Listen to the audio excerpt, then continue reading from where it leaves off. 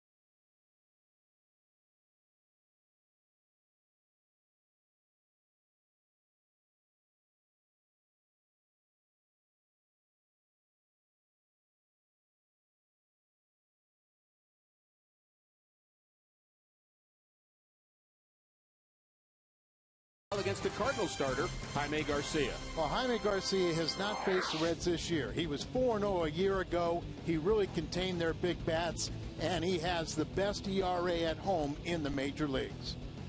That's our Toyota keys to the game. It's Garcia and Volquez, and it's Cardinal baseball, and it's coming up next.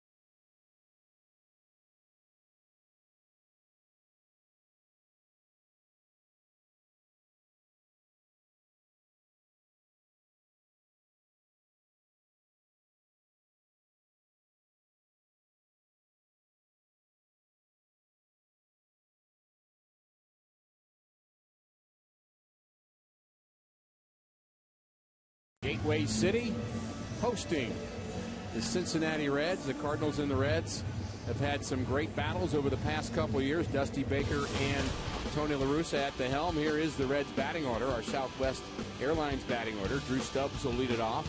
Brandon Phillips, Joey Votto will follow. Scott Rowland, Jay Bruce, Johnny Gomes, Ryan Hannigan, Paul Janisch, and Edinson Volquez for Cincinnati. And that's the pitcher for the Cardinals. He's Jaime Garcia. Well, we're really excited to see him, especially pitching at home. He has the best ERA in the major leagues at home. He has not faced the Reds this season, but he was 4-0 last year. Just one little negative, he has allowed the most unearned runs in the National League. He's got to work on that. Cardinals baseball on Fox Sports Midwest is brought to you by Bud Light Lime. The just right taste of Bud Light with the refreshing splash of 100% natural lime flavor. By Chevy, see your Mid-America Chevy dealers. By Southwest Airlines, new Rapid Rewards, unlimited reward seats and no blackout dates. By Dobbs Tire and Auto Centers, #1 in quality tires and expert auto service. And by Steak and Shake. Life needs flavor.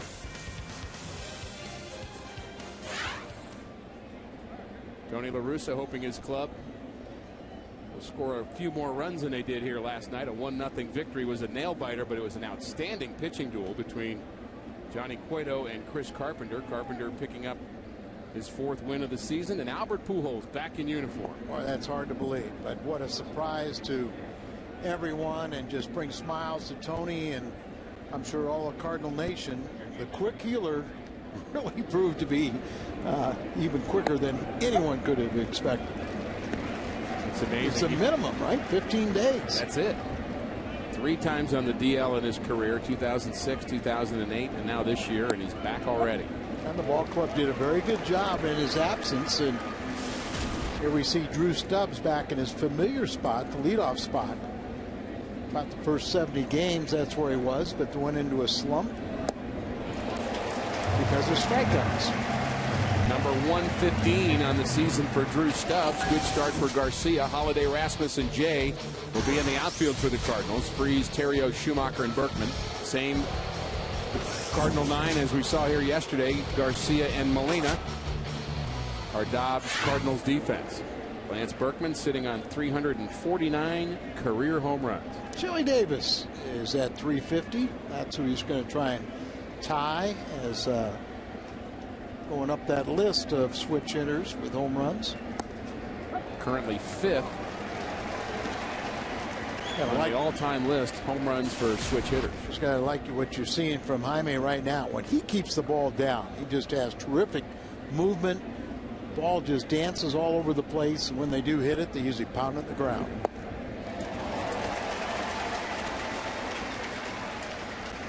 Shadows again an issue. We saw this yesterday, Al, with a lot of shadows on the infield and the outfield. There's a delivery on our Plaza Tire Foxmo.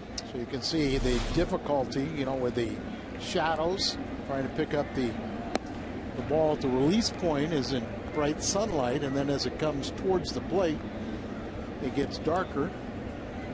Yesterday was a 5 o'clock start. That's a little tougher, but they'll have to deal with these conditions for about 45 minutes, hopefully about 6 innings. Don't hold your breath, Al. Strikeout number 2. Great start for Jaime Garcia as he strikes out both Stubbs and Brandon Phillips. Well, he's just such a marvelous pitcher. He has great stuff, but great movement. He had late tailing, sinking action. When he commands the strike zone and attacks the strike zone, he has all the different weapons. The only time he gets in trouble, and it seems most of the time on the road, when he gets the ball up. Facing the best red in Joey Votto. He's an all-star again, his second time in as many seasons, batting average at .318. It's this one hard to center field, but Rasmus should have no trouble with it. A 1-2-3 inning for Jaime Garcia, looking for his 8th victory. Ryan Theriot will lead it off.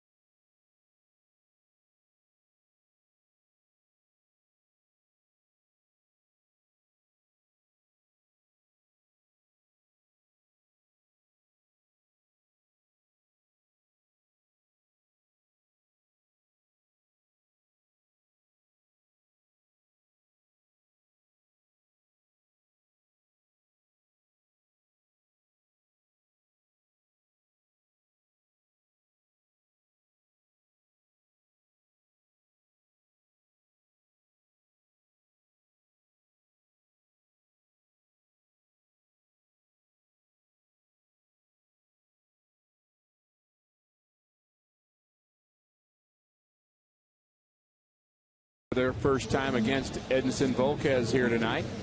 And here is the batting order. Ryan Theriot, John Jay, and Matt Holliday are 1-2-3, followed by Lance Berkman, David Freese, and Colby Rasmus in center field. Molina, Schumacher, and Garcia. And the scouting report on Edinson Volquez. Well, he has first inning troubles. It's kind of a trademark of the Reds pitching staff, and he's the worst. A 12 ERA in the first inning. Great stuff, but he nibbles. He throws way too many pitches. That's why he's never had a complete game. He's had the most starts without a complete game. First pitch to Theriot is high. He did 95, 96 miles an hour, but yet he just doesn't trust that stuff. He has good effort. And, of course, he found that he's a little bit immature. As remember, he was sent to the minor leagues after criticizing his ball club for not scoring him more runs as they lead the National League in runs scored.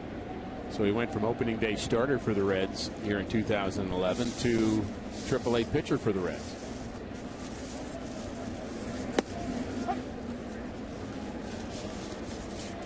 No doubt he is very, very talented, but he is 27 years of age now, been around a few years, and You have to come up with a little maturity. 2-1 to count to Ryan Theriot. Average of 294.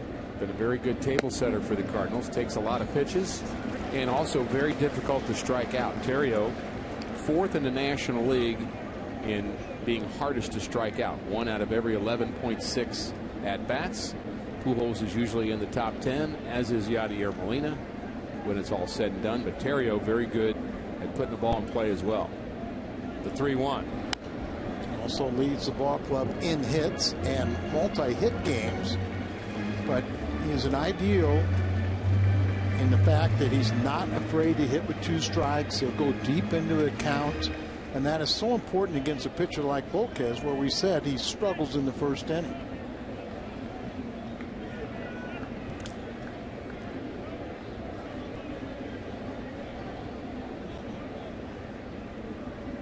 Volquez finally gets his sign, the 3-2. They hit up the middle, backhanded by Phillips. Very good defensive second baseman Brandon Phillips throws out Ryan Theriot. And it is a good Reds defense behind Volquez. Gomes, Stubbs, and Bruce. Bruce the plus arm in right field, 6 outfield assists. Roland, one of the best that we've seen at third base. Giannis, Phillips, and Votto on the infield. Ryan Hannigan, the better of the 2 receivers for the Reds. Nice little article about Brendan and his tweeting expertise and how much fun he likes to, with his own fans and even the Cardinal fans. It's really just a showman, isn't it? Yeah, I mean, it's it's all good nature. And John Jay, what a job he did. Couple very nice plays defensively, but he's hit in every game he's started against the Reds.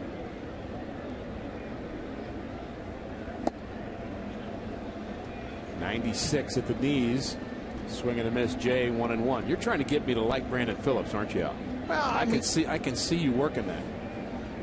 I like Brandon Phillips. I mean, I like it to where it adds a little drama, that the fans get to boo him and do those kind of things. That's fun.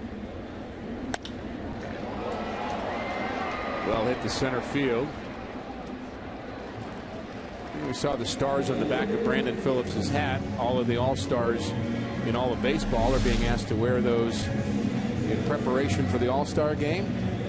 Location pretty much right down the middle. Yeah, out of weight, but that's Death Valley out there, so you can make mistakes, or you can throw the ball out there, make him hit it there, and there's what you're talking about, the back of the bill, the stars representing the, is it an American flag or is it the MLB patch? Motto has his, and the Cardinals 3 representatives. When that first came out, Al, I half expected a lot of Major League players to balk at having something special on their uniform. It's MLB patch, flanked by the stars representing the All-Star team. I could still see players saying, look, I don't want to stand out on my own team and wear that. And there may be somebody balking right now. Matt Holliday, having a nice season, was just announced that he'll be a part of the Home Run Derby. And we were kind of, Prince Fielder was the captain for the National League, so he got to select the contestants, and shockingly, he picked Ricky Weeks. This ball hit well to left by Holliday. It's deep, and it's gone. Home run number 11 for Matt Holliday. 1-0 Cardinals.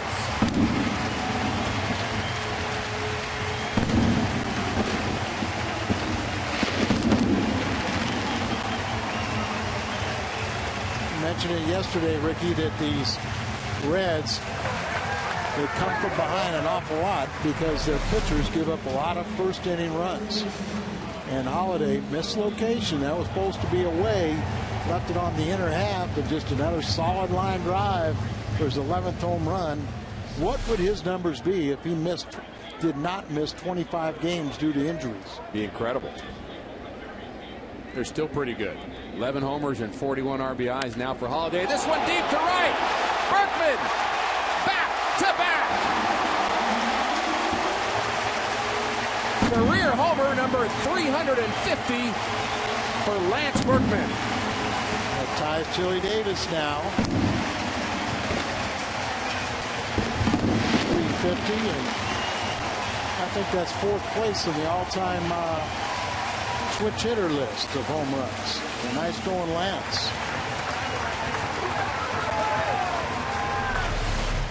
This one, Al, was a no-doubter. Pretty swing. We were talking about, he said the most home runs on the road, 18, but only his fifth home run at home, and takes over the National League in the home run department.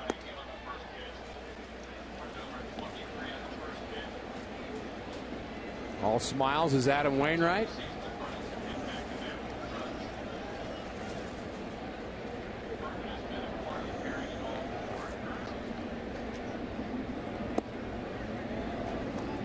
There are professionals that hit home runs, and here's one.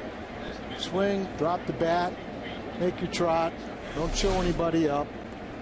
You already just did what you did your most damage, and that's hitting the home run. And there's two guys that know how to do it the right way.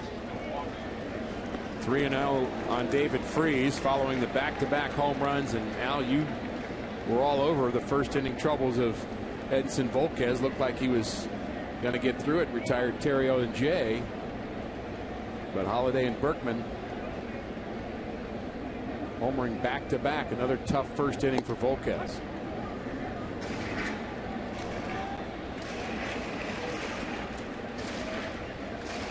We mentioned the 350th career home run for Berkman, 23rd this season. Ties him with Chili Davis for fourth in the all-time home run list by switch hitters. 23rd home run puts him ahead of Matt Kemp for the National League lead. And more importantly, the way Jaime Garcia is pitching, it's nice to have that little cushion, 2-0, and keep on going. What a start for Jaime. Full count to David Freese. And he walked it. The inning has gotten away from Reds opening day starter Volquez. The home runs, 403 feet for Matt Holliday and 452 feet for Lance Berkman, the longest home run at Busch Stadium 3. Really? I wouldn't have guessed that one. Only 18 pitches thrown, but what looked like could have been a fairly efficient inning is now kind of gotten into a grind. And it's worth noting once again the dominance of the Cardinals against the Reds here at home. They are 11-0-1 in the last 12 series, and that's how you win a division. You got to beat the teams in your division. They've done that here at home since 2006. Dominated here at home. That ball hit hard to Brandon Phillips. He'll throw out Colby Rasmus, but the damage is done. Back-to-back home runs. First, it was the Cardinal left fielder, Matt Holliday. Line drive home run. That's 403 feet. Then it's Lance Berkman, 452 feet. 2-0 Cardinals.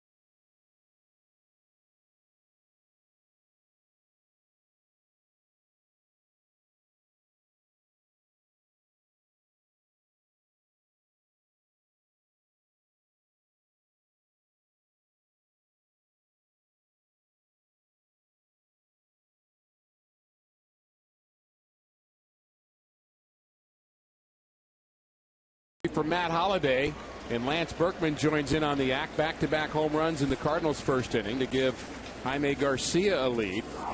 He's back out for the second inning. He'll face Scott Rowland, Jay Bruce, and Johnny Gomes.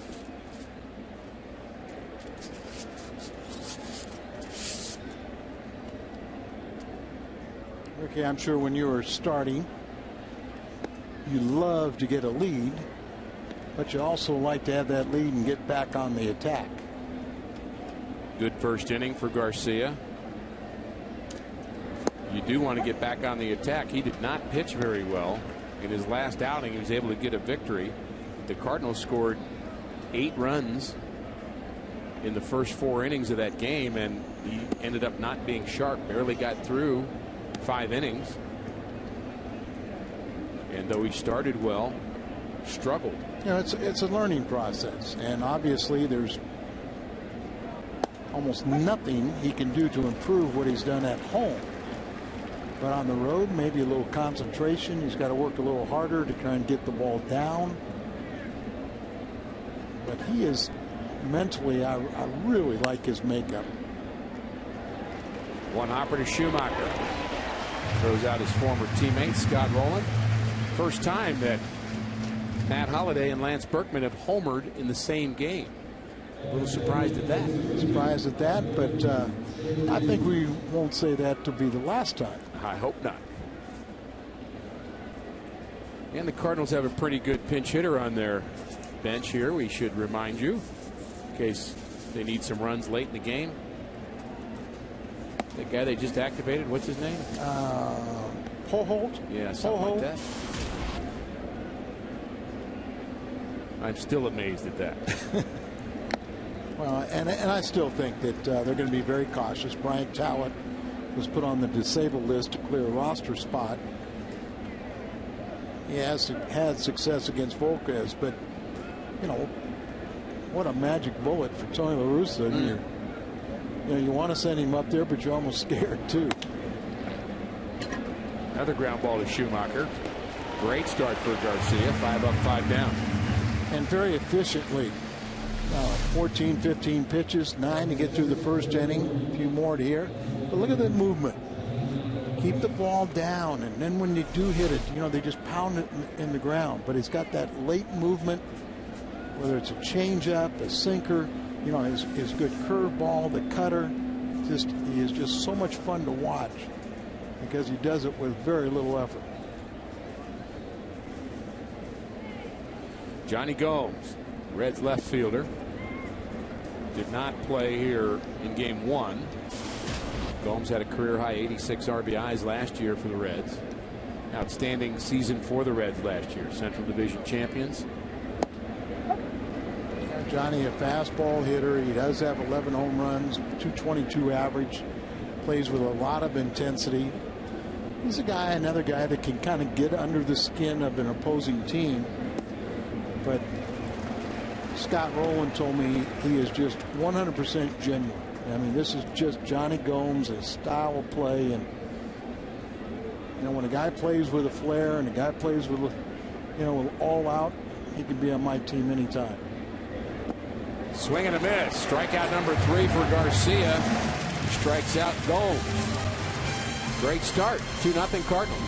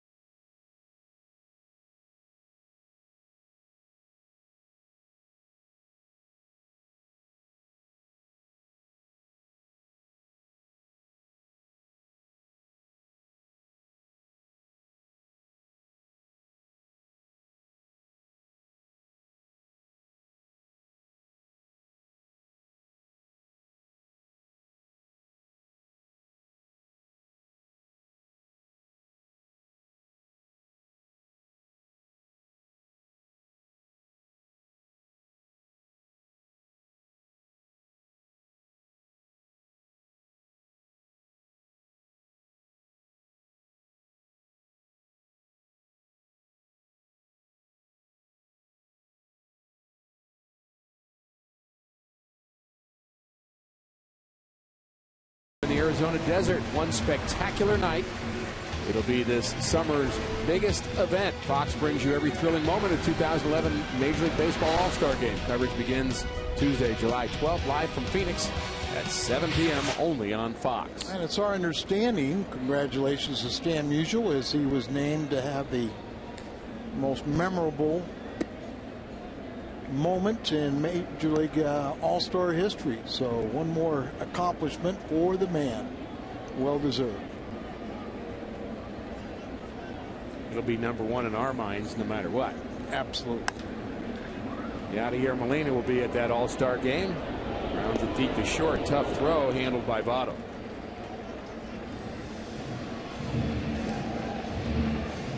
Yadi's certainly having an all-star season. Connie's very solid defensively, so a little surprise makes this errant throw. Throws a little sinker in the dirt, but his first baseman with a soft hand. Votto comes up with it.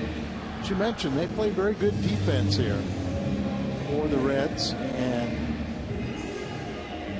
a well-played game yesterday. Very crisp.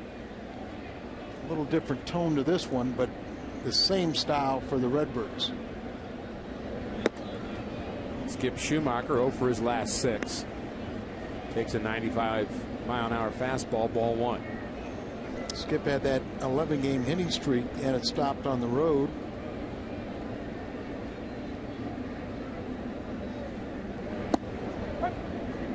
There's that good changeup from Volquez. He really has not quite been the same pitcher, Al, that he was in his rookie season. In 2008, he set a Reds record for most strikeouts for a rookie. He came over in the Josh Hamilton trade. At that time, it seemed like a winner for both ball clubs. I think most people will say the long term now has gone to Texas. Josh Hamilton, even though with all of his injuries, is still a dynamic player. Ground ball up the middle, and nice play by Janich. Spins and throws out Schumacher. There's an example of Paul Janich's defensive ability. Ball hit hard right back over the mound, and there's the shortstop spin, comes up throwing, and you know Skip always going to be hustling down that line, thrown up by 4 or 5 steps.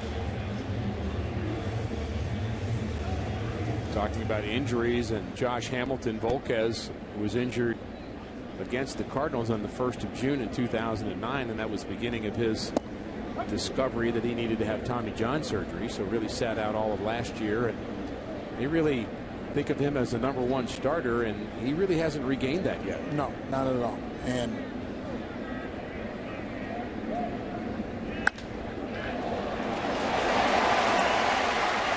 base hit for Garcia. Thank you, Jaime. I was just telling Brett Boone, not Brett Boone, but his younger brother, Aaron Boone was doing the game, and I said, Jaime can hit. His numbers don't reflect it, but he's got a nice little swing. So, thank you, sir. He did that just for you, Al. He totally did that for you, Al. I'm sure he did. And maybe a little bit for himself. Only his 3rd hit of the year, but he swings the bat. There's more to come for Jaime Garcia. Short lead. Ryan Theriot at the plate.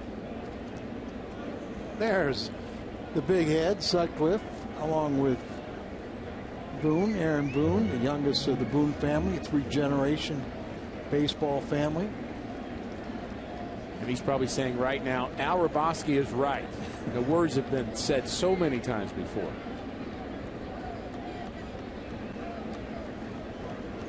But rarely about baseball. Ryan Theriot 0 for 1. Volquez had a problem in the first inning. Al, he got the first 2 guys out, then the roof caved in. 2 quick outs here in the second, then a hit for Garcia. The Cardinals trying to do it again. Did you ever have a little phobia or a little thing that you know, like you say, you can get the first 2 guys out, then you struggle with the 3rd or struggle in the first inning? My phobia is when they had a guy with a bat in his hand. I struggled with those guys. Good start for Garcia.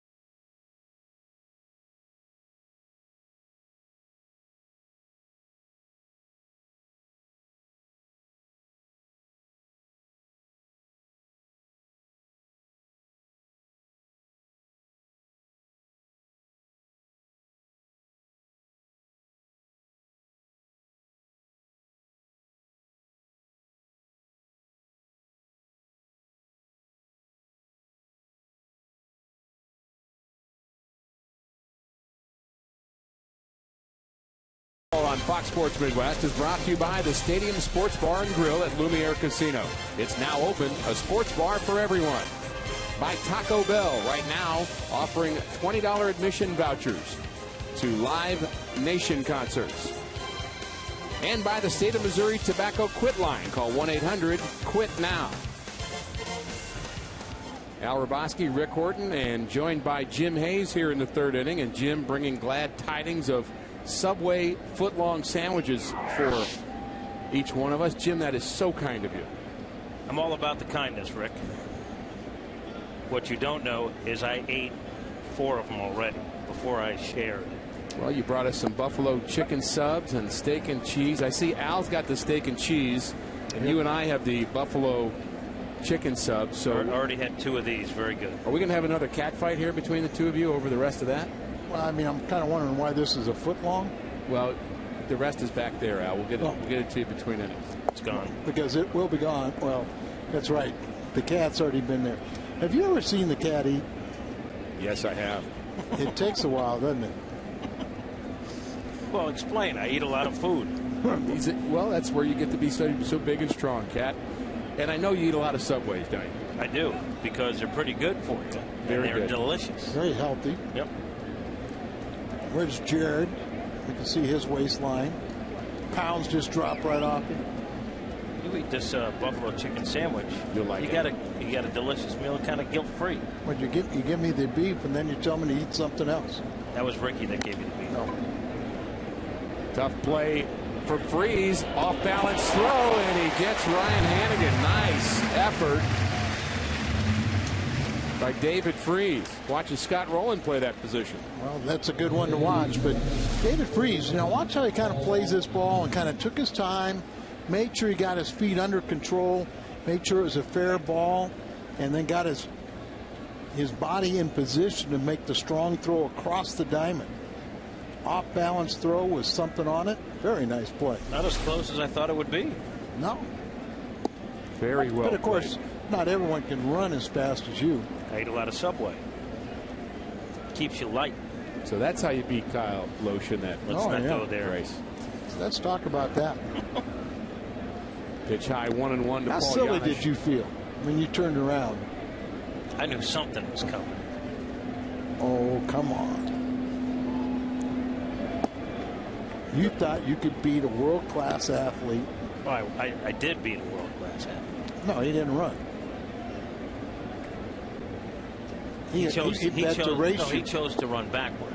He bet to race you. He chose to run backward. The winners get to write the history book, so you can write it however you want. And the money went the to winner went to a good cause. Right. Charity. Joplin relief. Nice pitch by Garcia. Yeah, you got me, Kyle.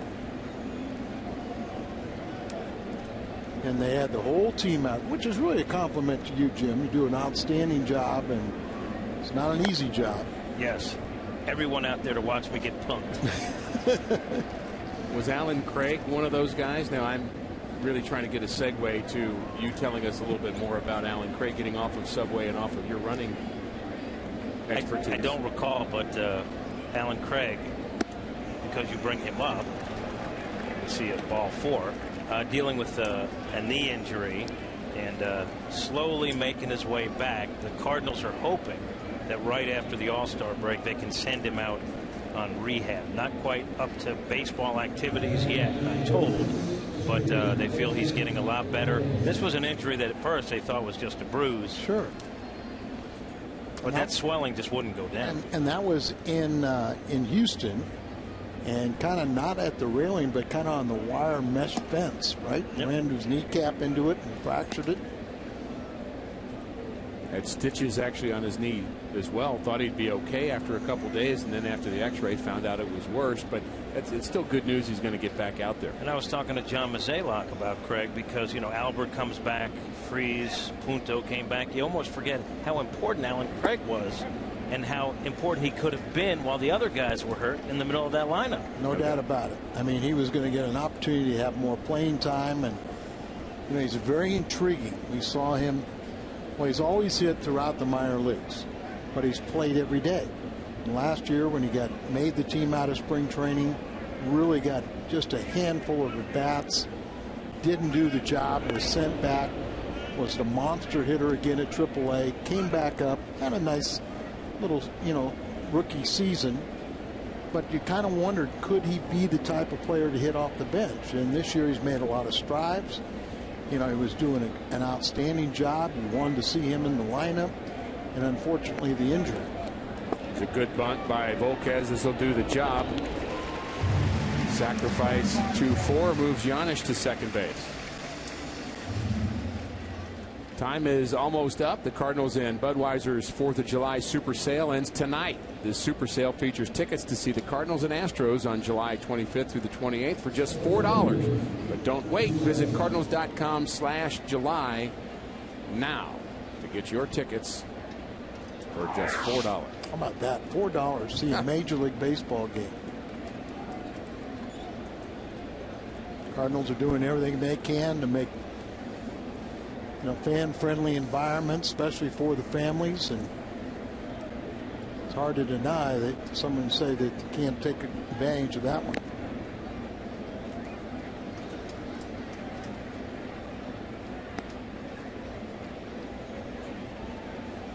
Drew Stubbs bats with a runner in scoring position. That's Paul Giannis. He reached via the walk, the only Reds base runner here tonight.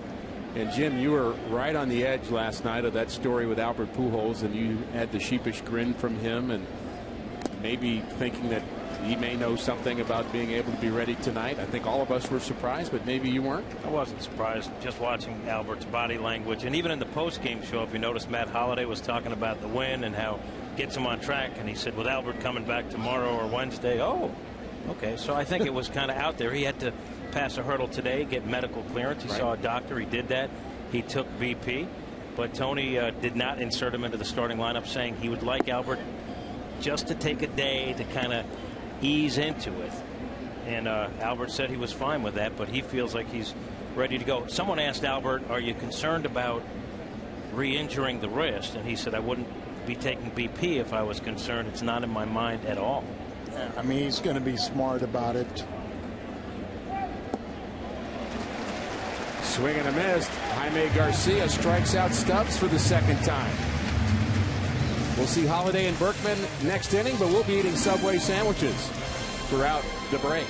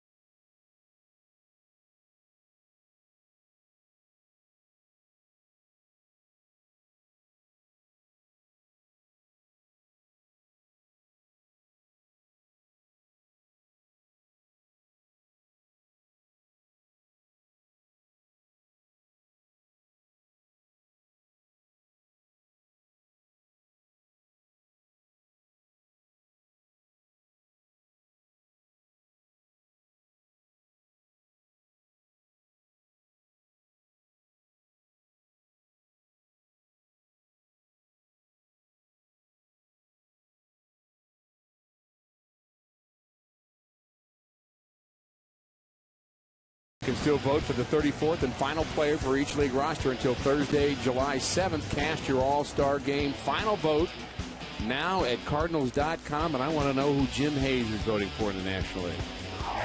Well, Al made such a compelling argument for Ethier. I think I was on board with that. I would say Ethier. 3 for 3 in the booth then. Plus, you don't like to cross Al because there's repercussions later. You're getting smart in your old age. Maybe the Subway sandwich made you smarter, too.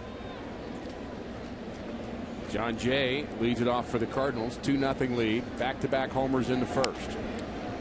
Ricky, he's trying to move into our Dan and my neighborhood. So he's trying to butter us up. He would be within rifle range of our homes. Sure you want to do that? It's a nice area. There goes the neighborhood. Yeah, that's what I was going to say. It used to be. I got to be nice to them so they don't put up a human roadblock. John Jay flew out to center in the first inning. That's right. You could probably borrow some of that security from Joel Goldberg. 1-2 misses low. And of course, with Albert coming back, that means Brian Talent is out, and he was on the disabled list. And the news is that he has a strain on his right side. A little pull of some sort. John Mozeliak telling me he had been dealing with it for about a week. As we see the strikeout, and you kind of felt like maybe as we get another look at the pitch, after Mark Hamilton played the role of hero last night, that it would be short-lived because he seemed the guy that was likely to go down. But Talent apparently had this pull. I asked Hamilton if there had been something he found along the way, another stint with the Cardinals, and he said when he first came up, he was waiting for the right pitch, and he said he was too passive. And he realized he was letting hittable pitches go by, and so he's tried to be more aggressive. And he said he'll never say he's comfortable, but he feels a little bit better equipped at the plate now. Well, we all know that's a word Tony doesn't really like for his players to use, is comfortable. Comfortable, complacent. Right. But, you know, as a pinch hitter, that really is a kiss of death of being too patient. You really have to be aggressive. No one will criticize if you swing, but when you take pitches, and it's a real transition for guys that have played every day. Pinch hitting is one of the most difficult roles in all of baseball. It's usually represented by a veteran player that can handle that. So it's tough on these young kids. And he has had the most pinch hit appearances for the Cardinals. He has the most pinch hits. And yesterday, thank goodness, he got his first game-winning RBI as a pinch hitter. Albert would be a pretty good pinch hitter, don't you think? He's the veteran you're talking about. He's smart. He's aggressive. Do you think Pujols might be used as a pinch hitter tonight? Let's hope we don't need him. Let's hope we don't need him. Matt Holliday's doing his share of the work to make sure we don't need Albert Pujols later on. His home run is 11th of the season. When he hits him, Jim, they're just line drives. They're always line drives. Well, the Cardinals say that they have an information gathering technique where they can test how fast the ball, how hard it comes off a bat. And they say Holiday's the hardest of anyone in baseball. Well, it's you would not classify him as a home run hitter. He is a line drive hitter. You say the same thing about Albert, but they hit the ball so hard, and when they can elevate it, it'll go out. Not an example of one of Holiday's ground balls, but he hits the ball so hard when it's on the ground that he powers it through the infield so many times.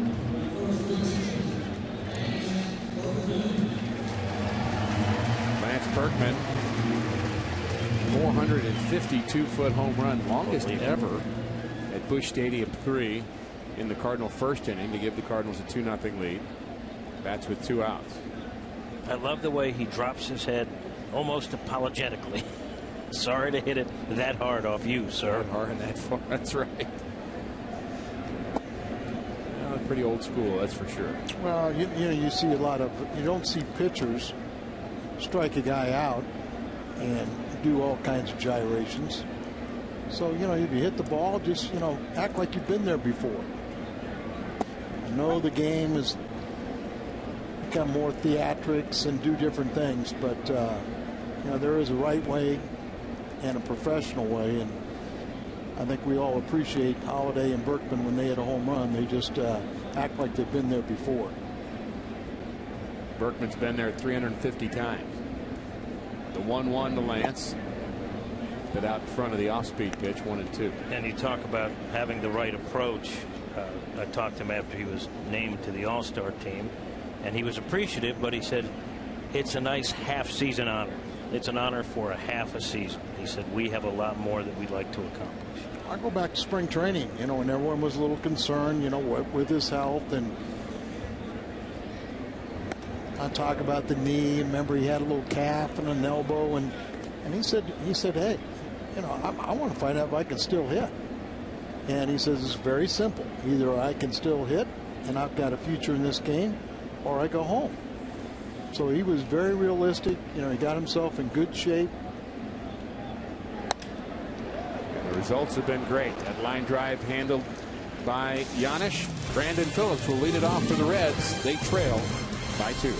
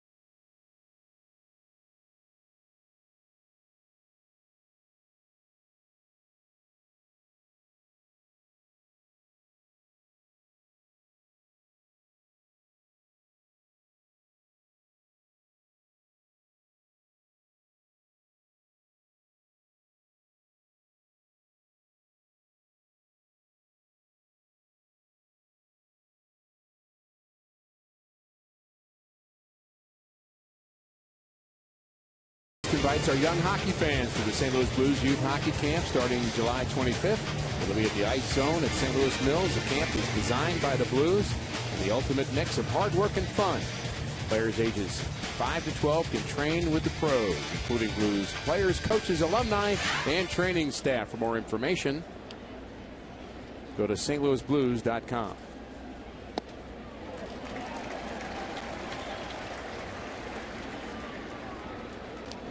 Strike 1 to Brandon Phillips. He struck out in the first inning. 4 strikeouts for Jaime Garcia, and he has been rolling along. Only a walk to Paul Giannis in the third. He's kept the ball down, and he has been outstanding.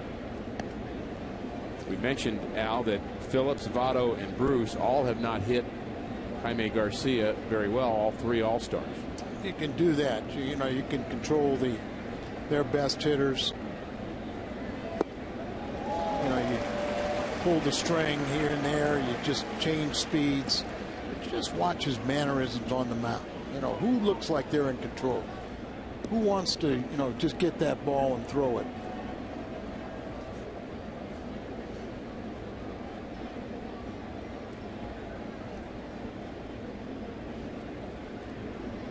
One and 2 to Brandon Phillips. Good fastball off the plate inside, trying to get him to Swing at that pitch just off the corner. There's the numbers for Brandon Phillips. Phillips, one of their hotter hitters coming into this series, as the Reds really have not hit well on this road trip. Ball by him, 90 miles an hour, but a little tailing action, but up and in, threw it by him. Sometimes you throw that pitch preceding inside, and then they're looking away, and they almost jam themselves. Hard to be much later on the pitch than he just was. Probably looking for an off-speed pitch. Looking for something away. Fights this one off, and it's a fair ball into right field, and that's going to be a ground rule double. Bounced up and into the stands. Got a little bit more of the plate. Was up a little bit, but Phillips is an all-star and a good hitter. Certainly understand the idea that Jaime Garcia had there. It was a pitch with a purpose, trying to jam him. Maybe it really wasn't a good swing. No, it wasn't. Like you said, maybe up just a bit too much. Comes up there and then hit the ball and just got a little lucky.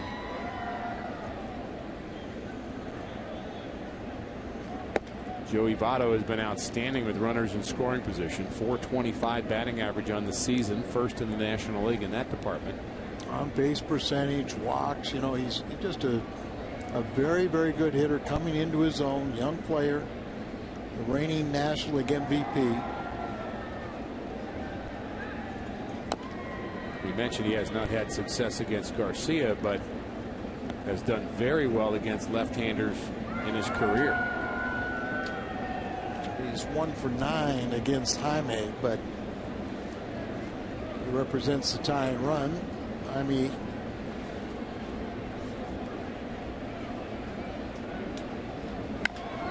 ground ball to the right side. Berkman takes it himself.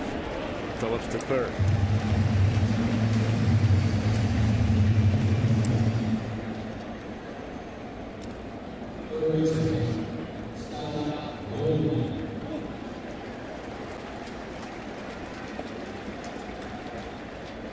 Kind of a tough emotional game to recover from yesterday. It was really just a high-level performance by both the starting pitchers. The energy of 4th of July. Chris Carpenter was outstanding. So was Johnny Cueto. And really an outstanding ball game. And there's still some underlying tension between both of these ball clubs. I don't know that that's fully dissipated. Well, it hasn't, but I think the one good thing is it's really like 3 or 4 guys are really the culprits in that really want a little revenge one way or the other, and the rest of them are out here saying, okay, we're professionals, let's play baseball. They played a whale of a game yesterday. Even if you're the Reds, Tony La Russa said that might have been the best non-out he ever saw, the play by Scott Rowland that resulted in the game-winning hit. That was a phenomenal play, and to make it so close. It was the range, it was the arm, it was the situation. Yeah, there's a ground ball to the left side. The Reds are going to score a run. Terrio's going to throw out Scott Rowland. And here's the play you're talking about, Al, with Scott Rowland. Well, remember, you got a left-handed batter up there. This ball just starts running in, but look at how far off the third base line. Now, this is going to slice away. It's actually fair ball, but look where he fields it. He fields it on the grass. And then to slide like that, to make that strong throw, a bang-bang play over there. Scotty getting the congratulations for the RBI and the ground out, but, that's just a phenomenal play. And I mentioned once again, Scott Rowland is 6'4", 240, and he's so athletic.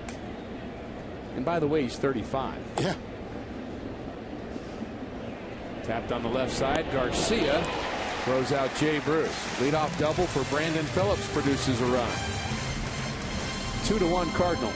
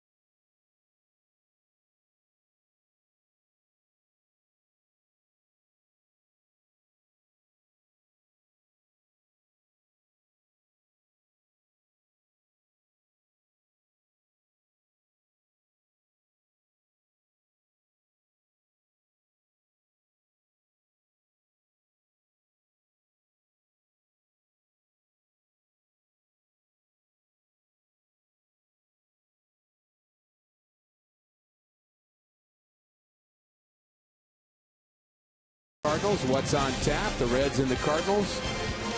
Jake Westbrook looking for his 8th victory. He'll be opposed by Bronson Arroyo. That's tomorrow at 6:30. Right here on Fox Sports Midwest. Skip Irwin. Birthday boy. Birthday boy. He's about 21 now.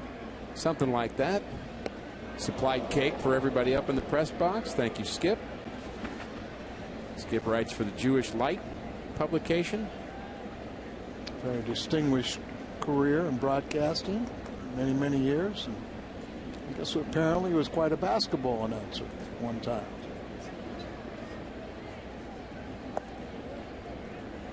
And boy, does he have an elbow grip.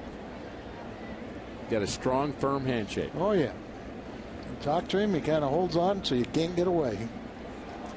2-0 on David Freese. Average at .351. He walked in the first inning against Edinson Volquez. Settled down after that first. Line drive base hit past a diving Joey Votto. Leadoff runners aboard for the Cardinals. Said before the season, I thought that David Freese was a real key.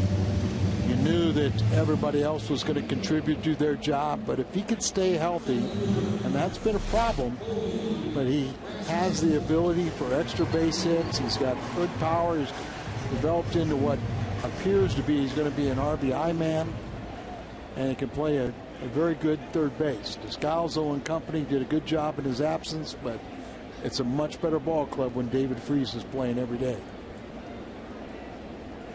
Good lead by Freese at first. Rasmus the hitter. And this ball is hit in the center field high, but not deep enough. Shading his eyes is Stubbs. Out number 1. Got sunglasses, but they look really good on top of your head. Still knows how to use that glove to look through the webbing. All right, if you don't need the sunglasses now, when do you need them? Well, about midnight.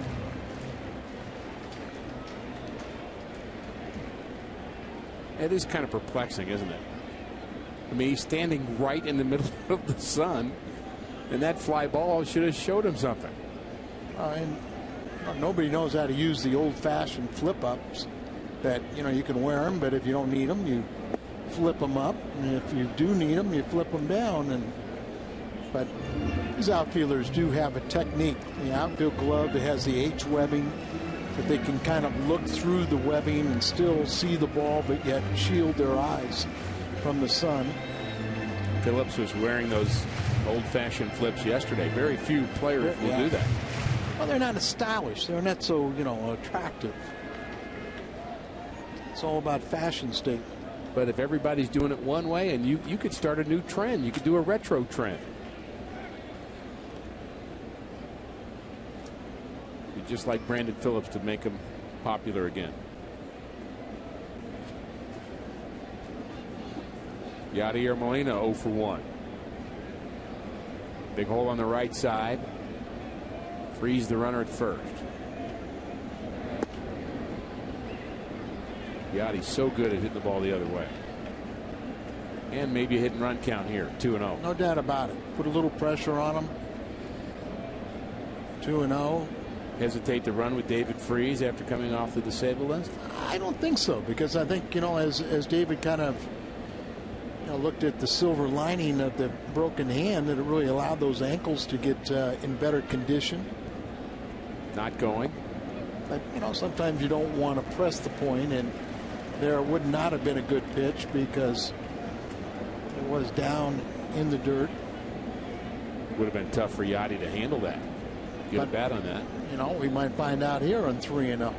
Yadi hits the ball on the ground. It's a sure double play.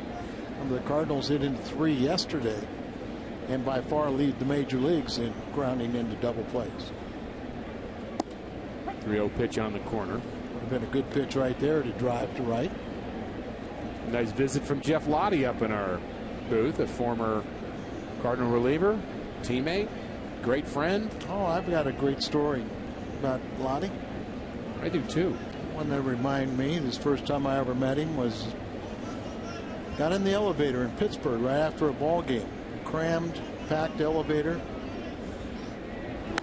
This ball hit deep to left center field, but it'll be handled by the center fielder, Cruz. That ball didn't carry at all. Yachty must have gotten that off the end of the bat a bit.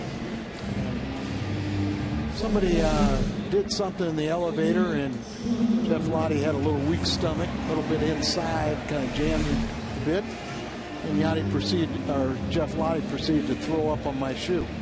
So I have never forgotten him. I've never forgotten that story either, Al. Yeah, and tell it at banquets all the time. Yeah. After dinner.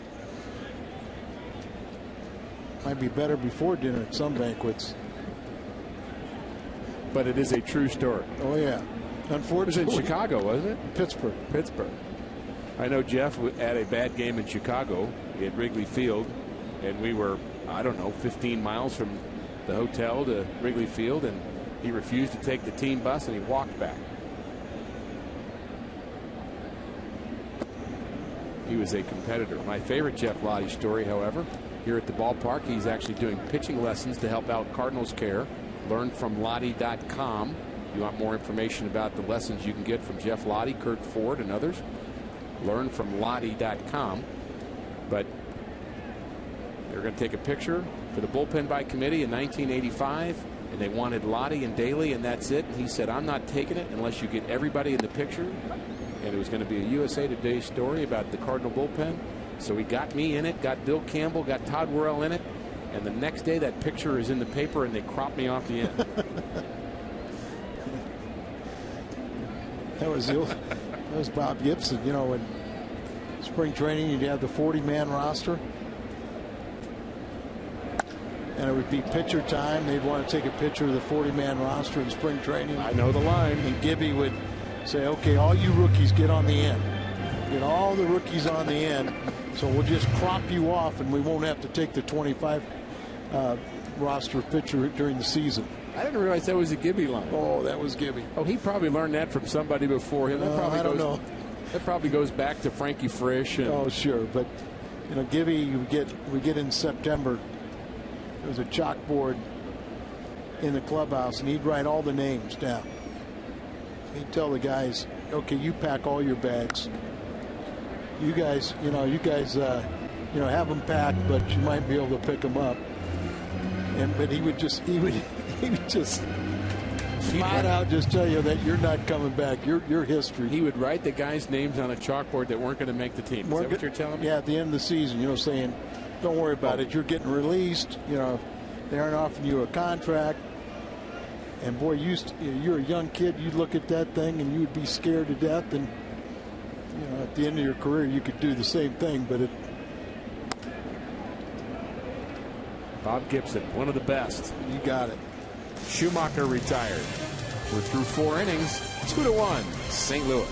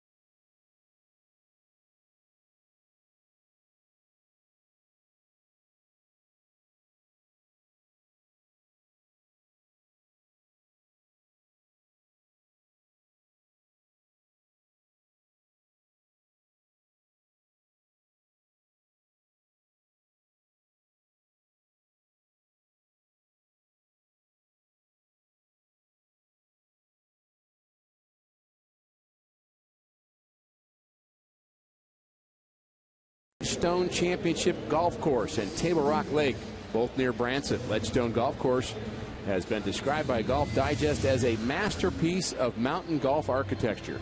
Isn't that beautiful? It is. It's gorgeous. I'd like to go out and play right now. Al, let's go. 18-hole course offers kind of golfing experience where players do not want the round to end. Table Rock. Table Rock. Dave Duncan has a big home down in that area. Beautiful. Fix-Eater Lodge, and just that whole area is just so pretty. 2-1 Cardinals. Central Division rival Cincinnati Reds in town for a 3-game series. The Cardinals won game 1 here yesterday behind Chris Carpenter. And tomorrow it'll be Jake Westbrook and Bronson Arroyo in the finale. And if the Cardinals are able to win this game here tonight, it'll be 13 straight series without a loss to the Reds here at home. 12-0-1 at home, and Westbrook's really starting to turn it on. Had an outstanding effort his last time. Won a couple games on the road trip. Cardinal starters went through a little dry spell, but they're picking it back up. Sharply hit. David Freese throws out Johnny Gomes.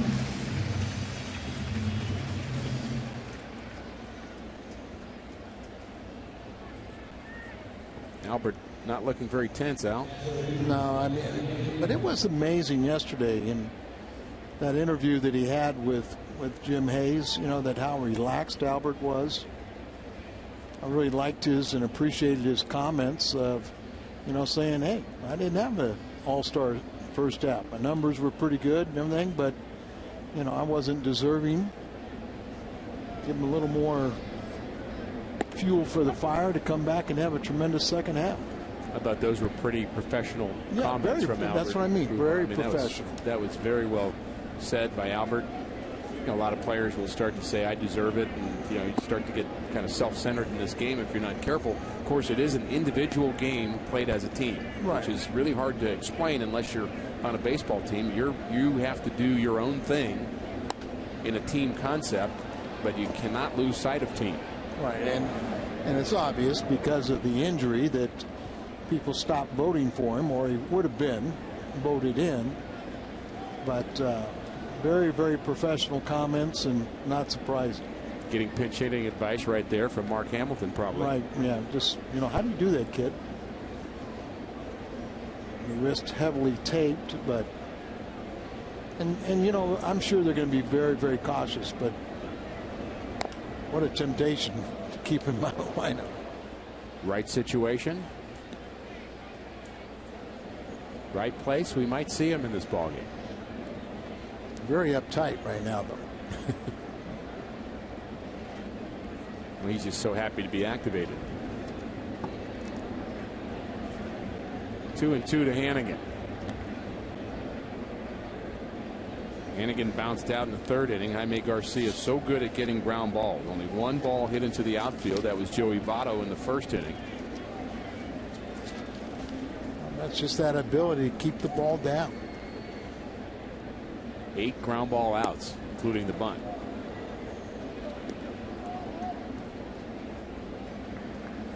And with Garcia, you just want to see what he'll do the third time through a lineup. Working the second time through Cincinnati here in the 5th inning.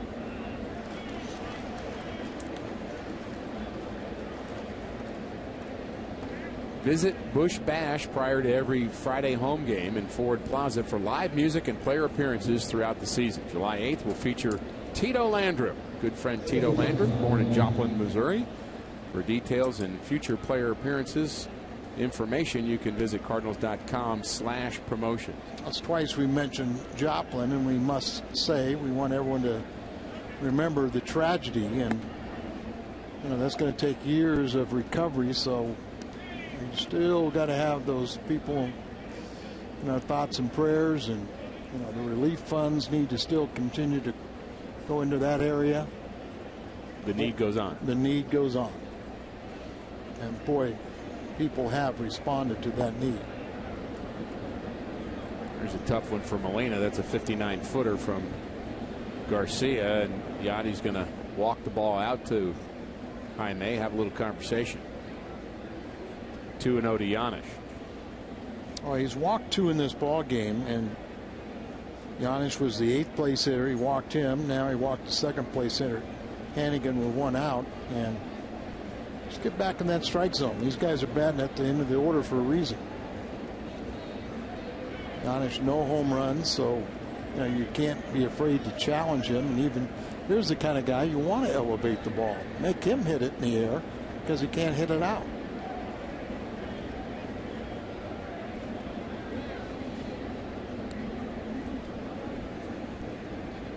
.20 pitch is hit into center field on the nose, but just as Al asked for, you hit it hard. Sometimes it goes right to somebody.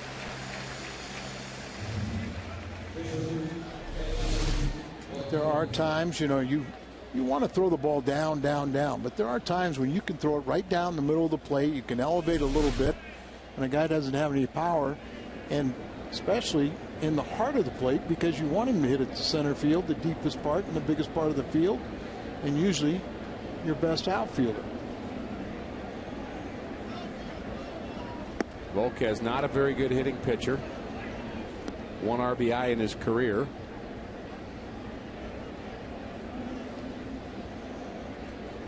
He bats with 2 outs and Hannigan at first. It's a pretty big swing for a guy who's not a very good hitter. And that's why he's not a very good hitter. Maybe this time he can keep his eyes open and hope for a better performance. For a pitcher to be a good hitter at the big league level, don't you think, Al, that is really rule number 1? You have to shorten your swing. Guys are used to hitting in high school. Every pitcher, Edson Volquez probably hit 800 when he was a kid, but he's not facing those kids anymore. He's facing Jaime Garcia. You have to shorten your swing. Yes.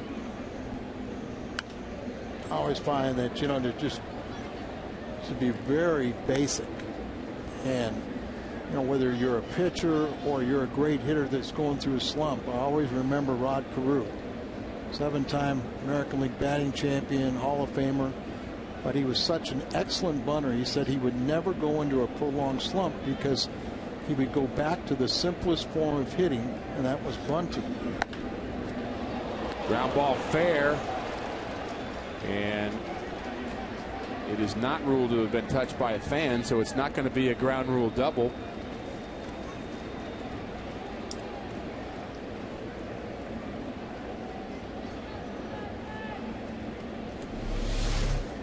Here's Dave Duncan just before that pitch talking to Molina about what he's seeing from the delivery from Garcia, and doesn't really look to be too happy about it. Now he's going to go out and have that direct conversation with his left-hander. And your delivery gets away from you every now and then, and what appeared that he was saying that he was arching his back too much, and then when you're doing that, you can't catch up. Your arm's going to be dragging, and that one will produce the ball up in the zone, but you're not going to be staying on top of it to get that late life. So just a little reminder, go out there and keep your mechanics under control, a repeatable delivery, and get the results that you're accustomed to. But it's a shame when you have 2 outs, you have a pitcher up, and you give up the base hit and everything, and now you put a little pressure on yourself. But remember, there are 2 outs. You've got a good hitter up here, but you do have his number right now, and he's struggling. No trouble with the release point of that curveball.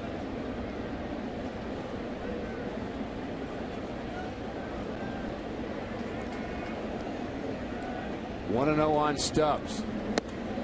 Good pitch from Garcia, evens the count.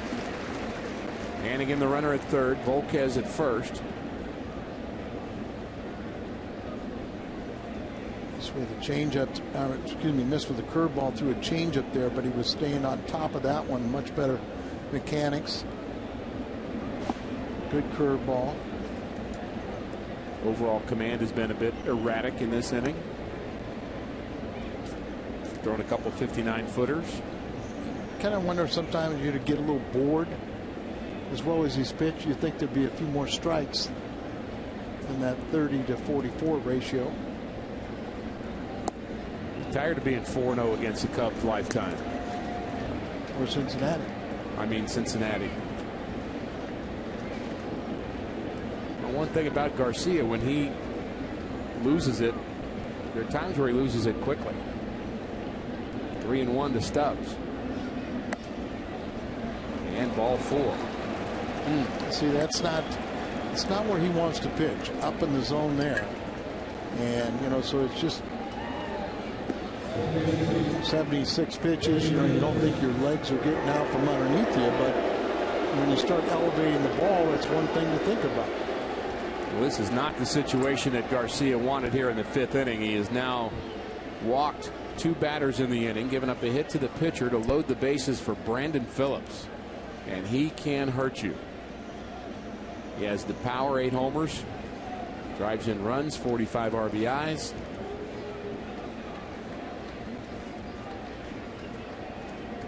Garcia needs to get ahead of Phillips, and he does.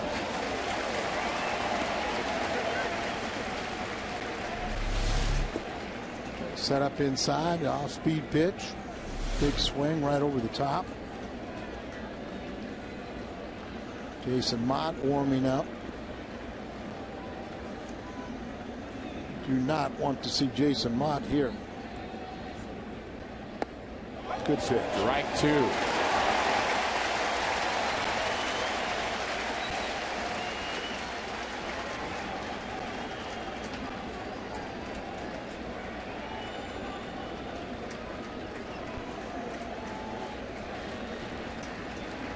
Big batter in this ball game. Way ahead in the count. Be smart.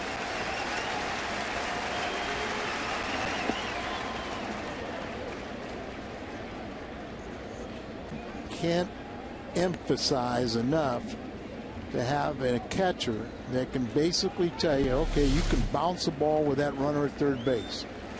And perfect technique is Yachty goes down and blocks that ball.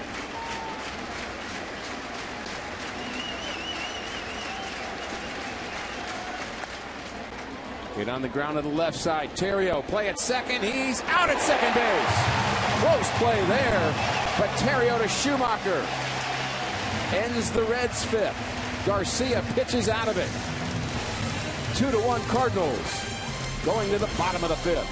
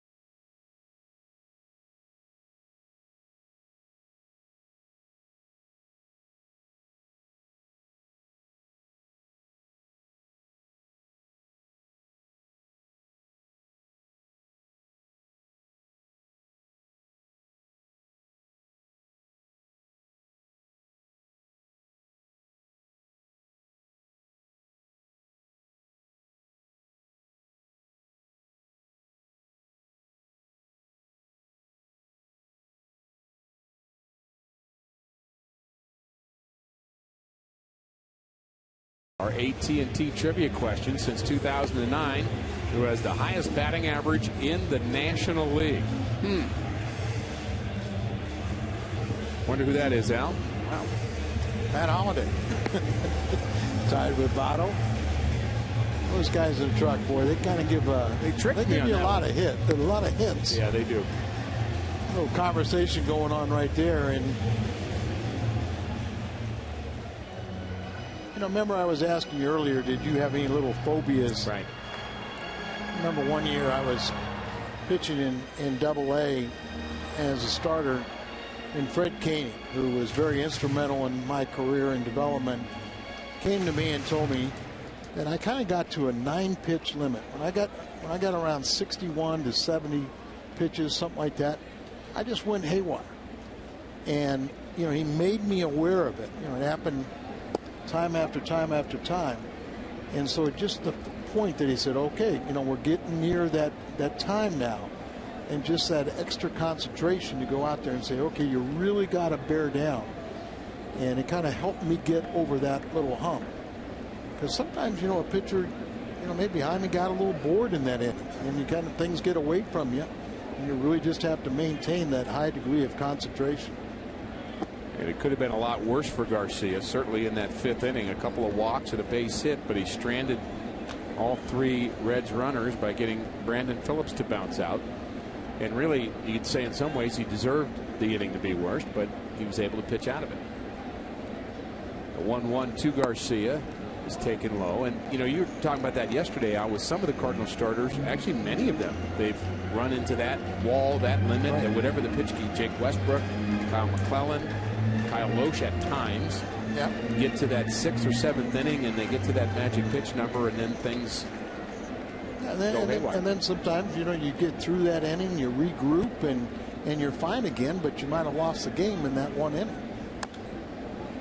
Isn't that almost the time where a starting pitcher starts to pitch differently? Your stuff is not maybe the same as it was early on. You've got to start relying on location a little more, and maybe using your secondary pitches more. You've already seen each of the batters twice. Now you've got to maybe try something different. That pitching philosophies have changed so much from when I pitched. But we were taught, hey, throw the same pitch until they hurt you with it. Keep something in reserve for when you need it. If you're pitching to game condition, you have nobody on, 2 outs, and you got a really good hitter up there, and you got enough of a lead to where they can't beat you. And you've been getting them out with fastballs, throw him fastball. Don't change it until he proves that he can handle it. Great Jack Buck used to say he wouldn't walk the pitcher, would he? But I love when Jack would say that. Oh, sure. There's so many rules that Jack has kind of taught the old school rules. I know it's got to drive a lot of people crazy. In the 9th inning, you're trailing by a run, take a pitch, take a strike. And yet the philosophy is, the first pitch may be the best pitch you see. So they swing it. Popped into center field. Now the left fielder, Gomes, retires Garcia. The Krispy Kreme dozen deal.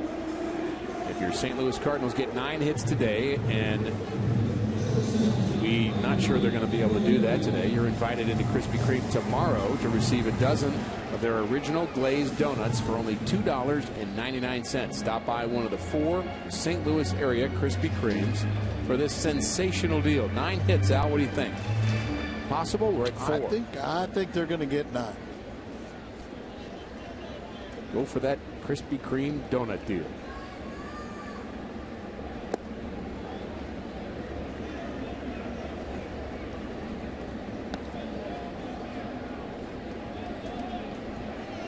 Ryan Terrio's 0 for 2.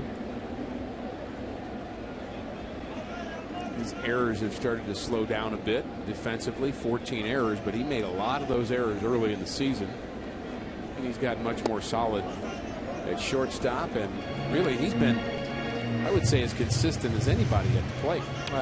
He's been a plus. There's no deniability. He leads the ball club in hits. He leads the ball club in multi-hit games. You never question his effort. He's a grinder. 2-0 pitch to the grinder is hit to short and stumbles. Giannis stumbles and he can't throw out Ryan Theriot. That should be the 9th error of the year for Giannis.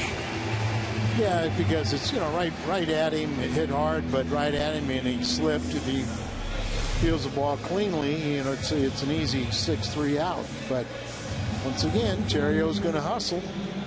Put the head down. Saw the little bobble there, and crosses the plate ahead of the throw. Sometimes the hardest thing is to just find the ball and pick it up. Where is it? Is that your feet? Oops. Looked like he was doing twister there, Al. Just left foot green. And how many times do you see a guy miscue the ball there and then panic instead of just calmly just trying to locate the ball, pick it up, and throw him out? Start scrambling, take 2 or 3 more stutter steps, and all of a sudden the guy's safe. Cardinals would like to make that error hurt. John Jay at the plate. He's 0 for 2 as well. First error in the ball game. Cardinals have out-hit Cincinnati 4-2. Pretty much straight away in the outfield, shaded a bit to left. Yeah, maybe even a little deep at what we would think for John Jay, but especially in left. Yeah, John Jay has hit safely in every career home start against Cincinnati. And a line drive to left, and it's going to get down in front of the deep playing left fielder Johnny Gomes.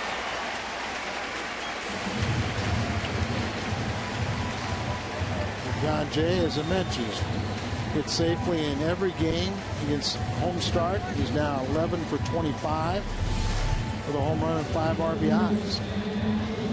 Ball down, goes with the pitch, down and away. Nice piece of hitting.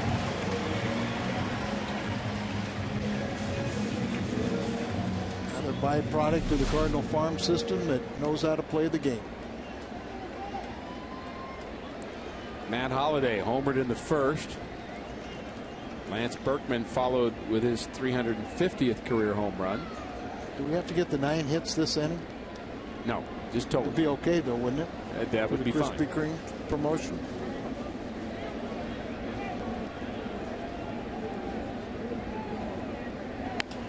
Ground ball just foul.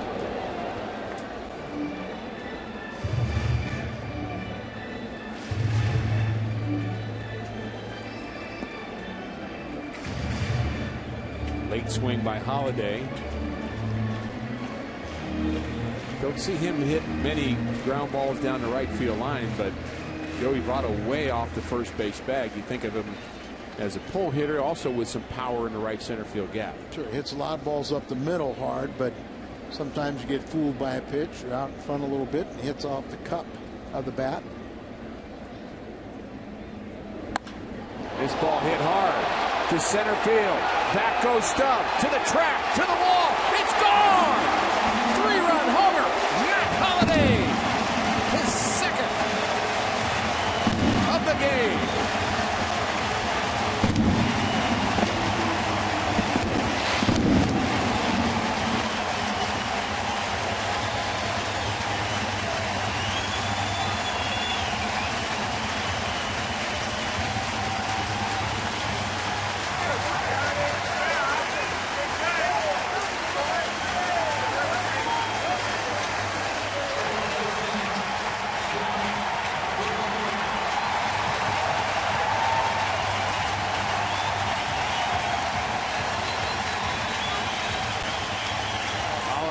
Berkman went back-to-back in the first inning.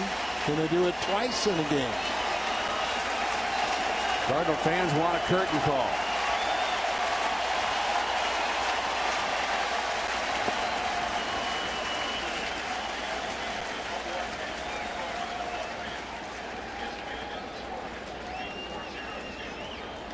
Mentioned the back-to-backs.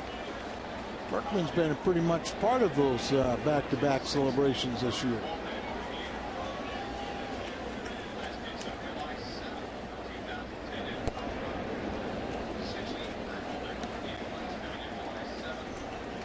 th career multi-home run game for Matt Holliday. His 12th of the season, 4 RBIs today. Heating up for his appearance in the home run derby for the All-Star break. Tide sure has changed here in the last 10 minutes.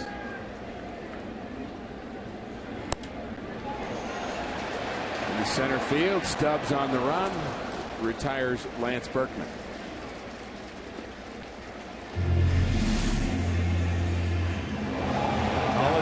got down to get it. Another long home run. Matt Holliday safe at home, safe and secure, New York Life.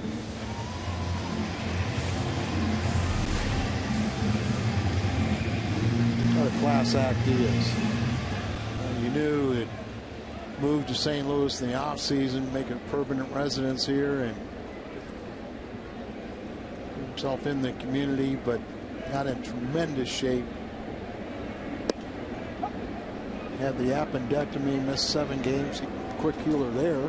Absolutely. And had the thigh injury, missed 25 games already this season, but he's having an MVP type season also. Freese has walked and singled. Batting with 2 outs, and the error by Paul Janisch does indeed hurt the Cincinnati Reds.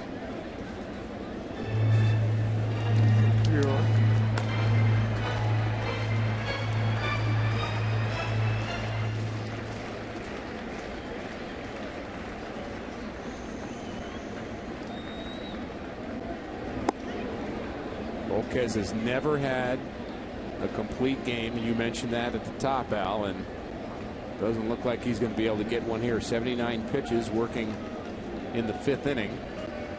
He's making his 86th career start, and that's the most by a major league pitcher without a complete game.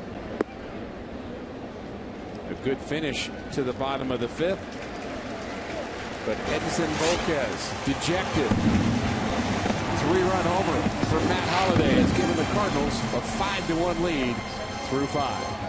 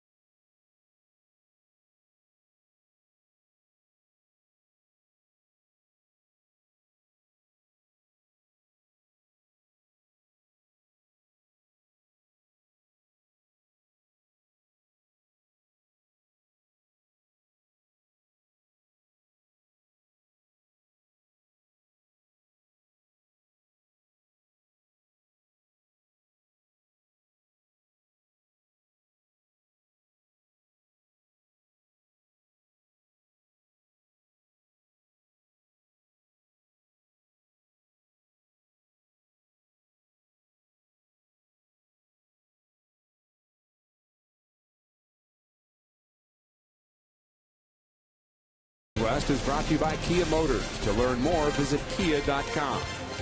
And for a limited time, Jack's Really Big Chicken Sandwich Combo is back for only $3.99 plus tax at participating restaurants.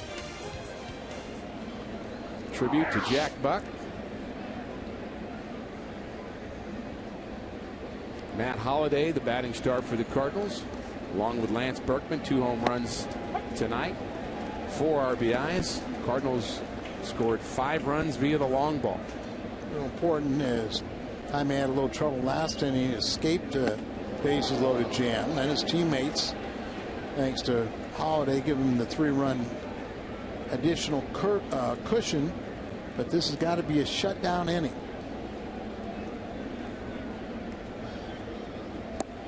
Always fun to think about the ebb and the flow of a baseball game and how momentum, if that's the right word, or just how the feelings change, the emotions change, and I just think that's one of the magical things about this game.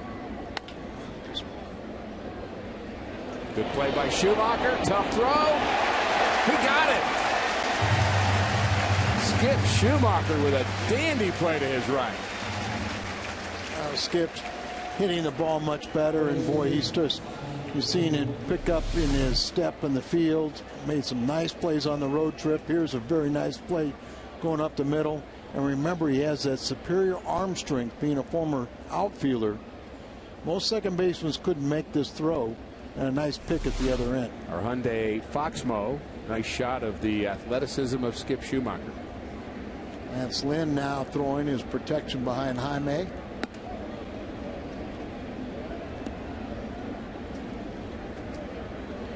Scotty got his 2000th hit yesterday, and he's 2 doubles away from 500 in his career. Votto 0 for 3, Rolen 0 for 2, Jay Bruce 0 for 2. He's handled the middle of the lineup pretty well.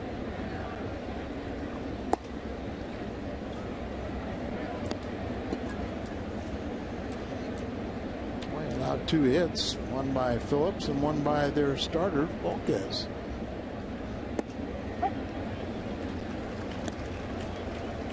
We were talking about the ebb and flow of a ball game and how many times you can get in trouble thinking about 9 innings. A lot of people condense it to 3 3-inning games. That's what I like to do. 3 3-inning games.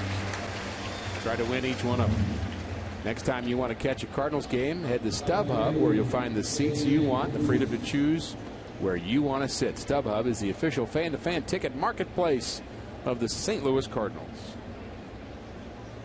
Well, Garcia seems to have settled a little bit, just what you were looking for here in the 6th inning. But you can see all of a sudden he's quickening his pace. He looks like now he wants to be back in charge. He's throwing strikes, attacking the hitters.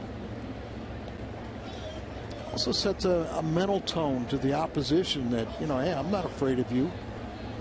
Watch a guy that just kind of picks and, you know, afraid to throw a strike. He's pitching behind the count. He's just waiting to be beat. You go out there and attack the strike zone and throw strike after strike, you put the hitter on the defensive. You think there's actually a moment where a guy like Garcia, really any starter, any pitcher, is actually battling themselves as much as they're battling the other team? Because you've just done something. You've thrown a pitch in the dirt. You've thrown a 59-footer, and really you're just so focused on what in the world did I just do, that you're trying to battle your own emotions, your own frustration as much as the hitter. I think that's very true for guys that are struggling. Exactly. You know, it's like the slump guys, right, with a bat in their hand, thinking about the wrong thing. They go up there knowing that, oh, I'm 0 for 20. It's, right. You know, I'm going to be 0 for 21. I'll be back in the minor leagues. Instead of saying, hey, I'm going to be 1 for 1.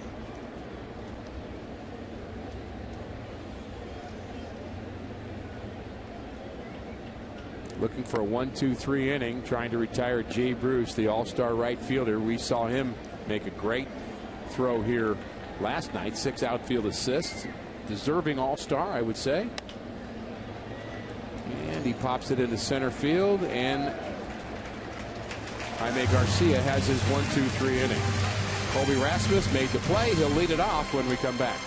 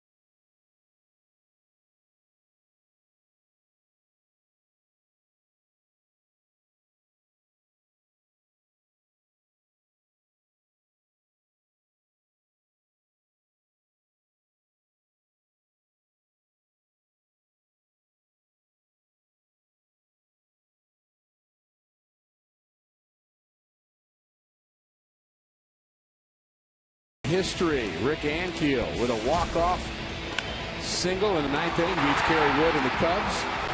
July 5th, 2008. And the celebration, Chris Duncan scores. And look at all these Cardinal players. Check the names on the back. Some guys not here anymore. Adam Kennedy, Todd Wellemeyer. Things change pretty quickly in this game, don't they, Al? It is amazing to sometimes look back over trade transactions and see players' names. Some of them, you are just a flash. And other guys, you come up with just an obscure reference that means so much to you, but probably maybe nothing to anybody else. Right. Special hit, special game, special player to you. Adam Kennedy, by the way, having a very nice season. He's batting 3rd in the Seattle lineup, right behind Brendan Ryan. And Seattle in the thick of things in the American League West. These two have been a staple. Boy, won't that be nice to see them next year?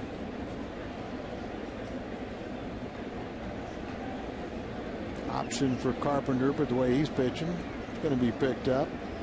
Kind of a little technicality on Wainwright, but I'm sure that'll be resolved. I would think so.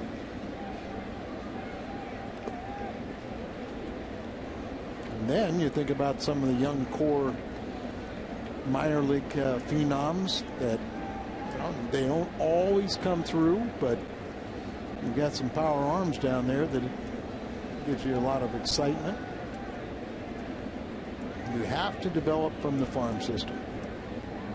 No doubt. In today's economics, you can't buy a lot of free agents. You can't make a lot of trades, so you've got to develop your own. Build-A-Bear Workshop Day is coming to Busch Stadium. I'm going to love saying this again. It's the perfect reason to watch the Cardinals play the Rockies. Sunday, August 14th, 12,000 fans ages 15 and under will receive a Bear honor and Stan the Man Musial with paid admission. For tickets, visit Cardinals.com. It's perfect, Al. A perfect reason. I got a paw.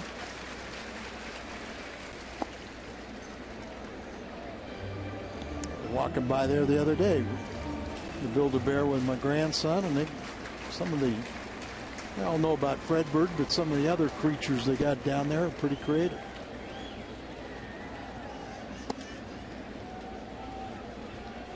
Two and 0 to Yadier Molina. Molina bounced out and flew out in the 4th. Speaking of creatures, my best friend.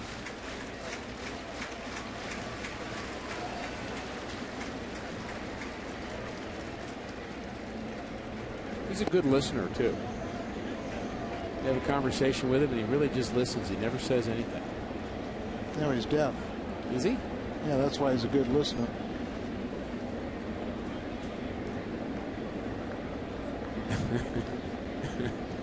He's fun, that's for sure. Strike at the knees to Molina, 3-1. Garcia is finished for the game, as looks like Lance Lynn continues to throw.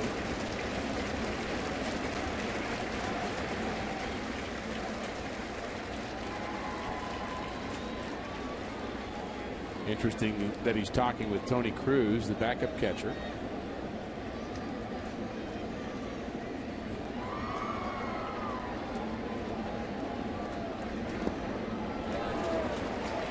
Molina walks with 1 out.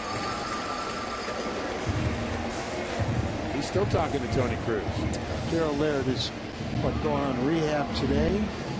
He's going to play first base and then I think catch tomorrow and maybe back for the Arizona series. But Tony Cruz is he really did some nice things here. He's shown that he can play at this level. So when he comes back the next time, he's going to be that much more acquainted with the major league scene, feel more comfortable. And that's what you hope when you bring a young kid up, that they take advantage of the opportunity. And I've known Jaime Garcia for about 3 years, and that was twice as many words as I've seen him speak in the last 3 years combined. He's usually listening to a veteran. He is. And doing the right thing, being a sponge. That's right. Picking up things, but now he can talk to someone with less experience and try and relay some of the things that he's learned. Go from rookie to veteran pretty quickly in this game, don't you? There was a time where rookies were to be seen, not to be heard. Shut the blankety blank up. And then I remember Gene Tennis, and I know you played with Gene, didn't you? I did. I know Gene. I coached around the same time Gene was coaching. I certainly know him. There's Hamilton, yesterday's hitting star, pinch hit if we get a chance to hit for Garcia. But I saw Tennis a couple years later. He was with Pittsburgh, and he said, I'm in spring training. These young kids said, hey, old man, why don't you retire? You're taking my job. Respect has changed a little bit in the game. It has. And he's still talking. Tell they're talking about pitches and movement and location. That's how you learn. You know, what goes right, what goes wrong. I told Jerry Rice one day, he was a teammate of mine in Chicago. He won his 200th game, and after the game I said, Jerry, this is something you can tell your grandchildren about someday. In fact, why don't you call them now? And that got in the paper, and he looked at me. He was so mad at me for having said that.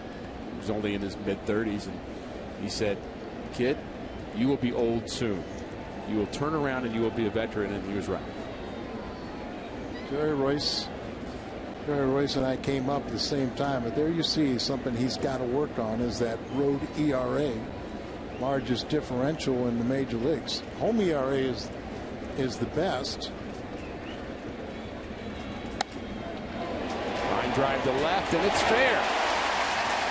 And this ball goes into the stands this time, and will be a ground rule double for Skip Schumacher. Well placed down the left field line, and the Cardinals threatening for some more here in the 6th inning. And we'll probably get a new pitcher. Is Dusty making the slow walk out after the double by Schumacher.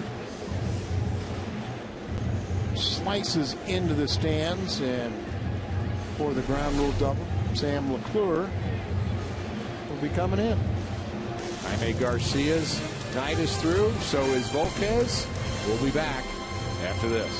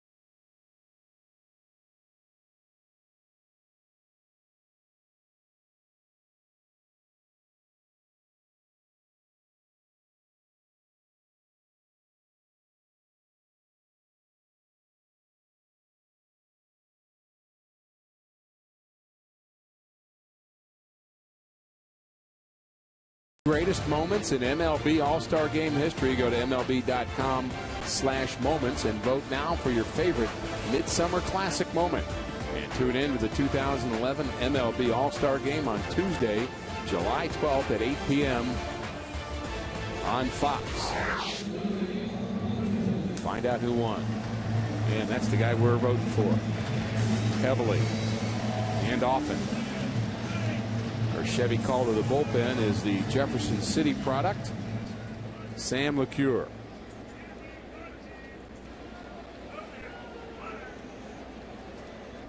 And he will face the pinch hitter, Mark Hamilton, who did a nice job last night. Game-winning pinch hit. Has a chance for a couple of more RBIs here. Molina at third, Schumacher at second. And this pitch is popped up in the shallow center field. It's going to be trouble, and he's got another RBI. Are you kidding me? Well, he's a power hitter, but he's shocking him with his long ball. A lot of smiles in the Cardinals dugout. Well, that's what happens when you're aggressive. You go up there and you get another. He got his first pinch hit RBI last night. It was a game winner. Little squibbler that was a miraculous play, but he was safe at first base. Here he just, with the infield in, just muscles it over 15 feet into the grass for a stinging RBI base hit. Is that the first time that anybody's ever had a pinch hit RBI in an important game and his teammates laughed at him? Isn't that what they were doing? Those are good laughs. I know. They were laughing with him. Yeah, you got them slash at it. Well, because everyone talks about, oh, this kid's got power. He can really sock the ball. And that ball's hit hard in the gap, and it's down, and it's to the wall. Terrio hits one in the gap. Schumacher scores, and here comes Hamilton.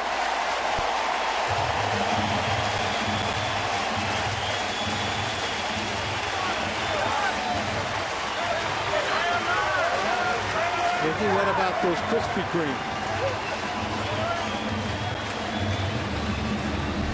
Our Nissan drive of the game, Ryan Terrio. It's kind of a hanging slider, just left it in the middle of the plate, plugs the gap out in right center, clears the bases, will clear a couple pitches, and 3 runs already in. And now we do have our Krispy Kreme. That's the one you wanted. Told you we'd get it. You know, as usual, Al, you were right. Don't say it. So where are they? Oh, we got to get them tomorrow. Oh yeah, $2.99. Awesome.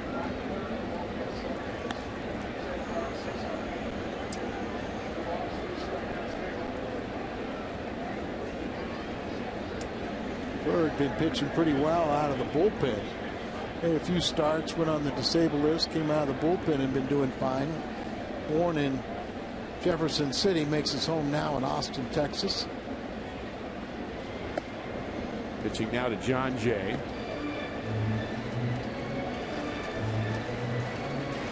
Volquez goes 5 1/3, 7 hits, 7 runs, 6 earned, 2 walks, 3 strikeouts, and 3 home runs. And Dusty can't be happy. McCure played college baseball at the University of Texas, a great program there. He was second team All-American. And when he was drafted by the Reds, he came up pretty quickly. He's been a starter most of his minor league years and still getting used to being a reliever. Really his first time out of the bullpen. And I actually saw a tweet from him at one point during the season saying, I really want to start. I really want to start. Well, he posted a .479 ERA in 4 starts and a 0.47 ERA in 12 relief appearances. Prior to today, I think he should stay as a reliever. One hopper to Giannis.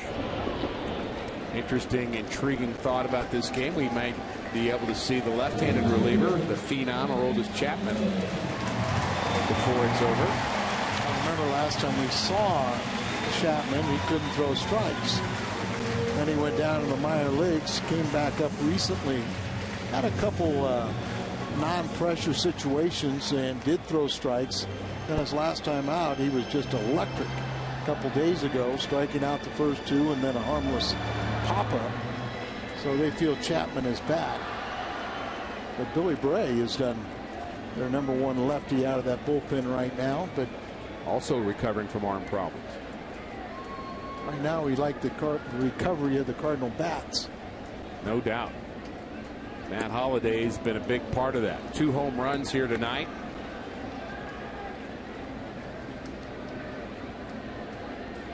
Last 3 home run game. Albert Pujols against the Cubs on May 30th. Matt Holliday has never had one. How about tonight? Good as any night. Never say never. One swing.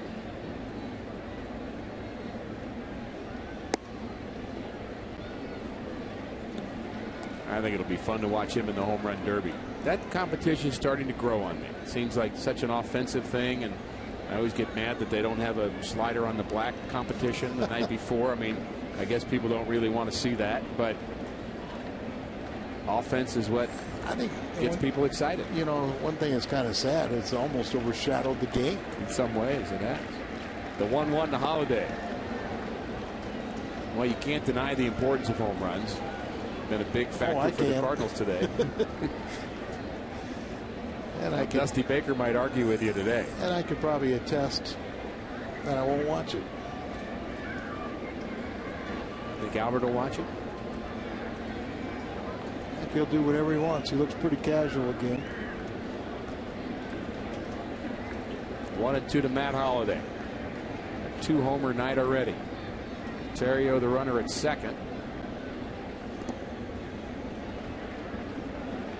Big hit by Terrio. That really has broken the game open a bit for the Cardinals. 8 runs and 9 hits now for the Redbirds. He's got 30 RBIs now as leadoff hitter. Done a very nice job as offensive player.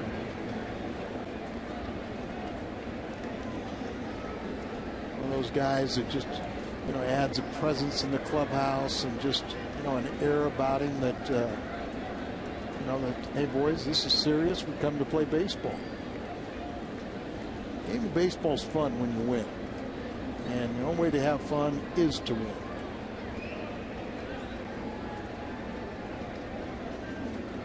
The 2-2 to Holliday, and he went around. LeCure gets Holliday, but 3 more Cardinal tallies. 8-1 Redbirds.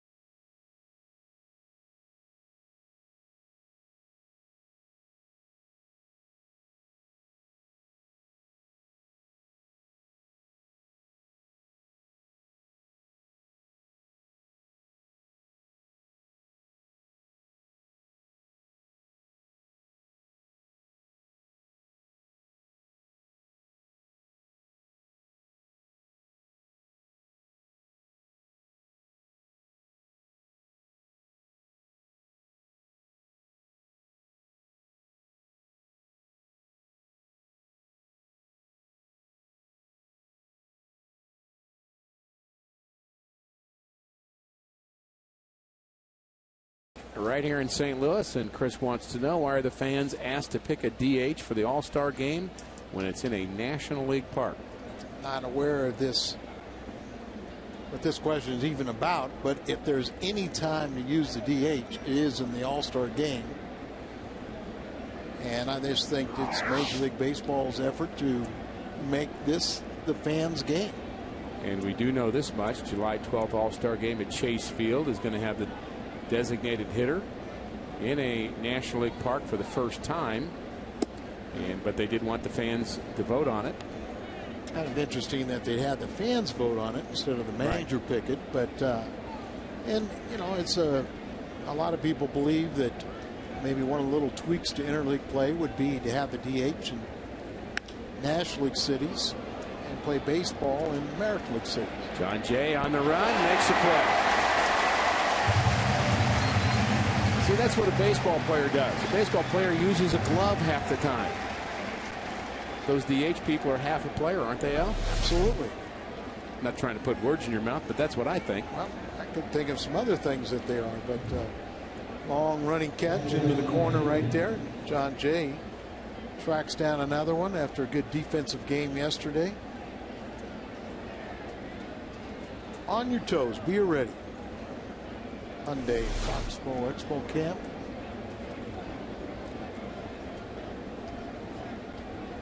Lance Lynn kind of intriguing, and I like him out of the bullpen. Rough outing his last time, but for the most part, he's been dynamite. Well, he's big, strong. You know, he should put fear in hitters. I think he's going to find he'll have higher velocity coming out of the bullpen. He doesn't have to hold things back. 94. As a starter, you know, a couple of years ago, he was the Cardinals minor league pitcher of the year. And it really would help his development to pitch a year or two out of the bullpen. And right now, we're still trying to find that 7th and 8th inning man. Absolutely. You have to throw his name in the mix. What you're really looking for is consistency in that 7th and 8th inning guy. Sanchez will go out on a rehab. I think he's going to make an appearance on Thursday. So that will help Dave Duncan's cause, and we're all pretty comfortable with Salas at the end. Tough play by Schumacher, diving stop, but not going to be able to throw out Hannigan. Good effort by Skip. That ball was right through the legs of Lance Lynn. Slider is up right through the legs, as you said. Skip gives you a great effort. Dives for this ball, couldn't come up with it, and does the right thing. You know, you try to do too much and throw that ball away and put a man in scoring position. So give him a single. You got a ground ball pitcher out there. Get a double play ball. 8-1 Cardinals. Looks like Chapman is warming up. Oh, he'll be fun to watch. Volquez, the starter. 5 1/3 innings, 7 runs, 6 of them earned, 2 walks, 3 strikeouts. He threw 94 pitches. Garcia threw 95 pitches, gave up just 1 run in 6 innings, only 2 hits. How would you rate Garcia's performance? Great start. A little rough there in the middle. Recovered and everything. In many ways, we would like to see him gone a little further, but when you had the scoring opportunity, you had to take advantage of it, and it paid off. Get the additional runs. And really, you still, you know, it's kind of been up and down. How, you know, they want to run his pitch count up a little higher, but you want to keep him fresh for the entire season. He'll have the one more start before the All-Star break. Give him an A-, a B+, what would you say? B+ would be on the low side. You're an easy grader, Al. Yep. Wish I'd have had you in some of my classes.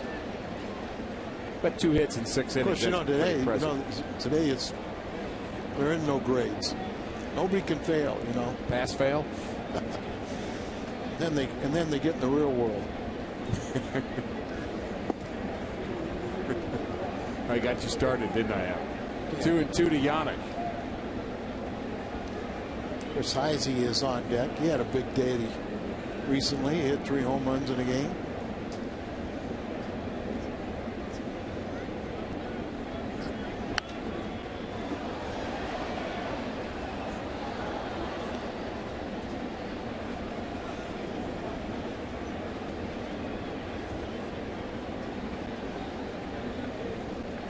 Game time temperatures in the mid 80s. Kind of a comfortable night though here. Not really a bad humidity. Nice crowd. Great weather. No one can complain. Early July with these temperatures. Well, we've had some crazy ones, haven't we? July and August here at St. Louis, especially with the old AstroTurf. Still bring your water to the ballpark, though. Thank you, young man, for pointing that out. Popped up on the right side. Tough play for Berkman, and he runs out of room.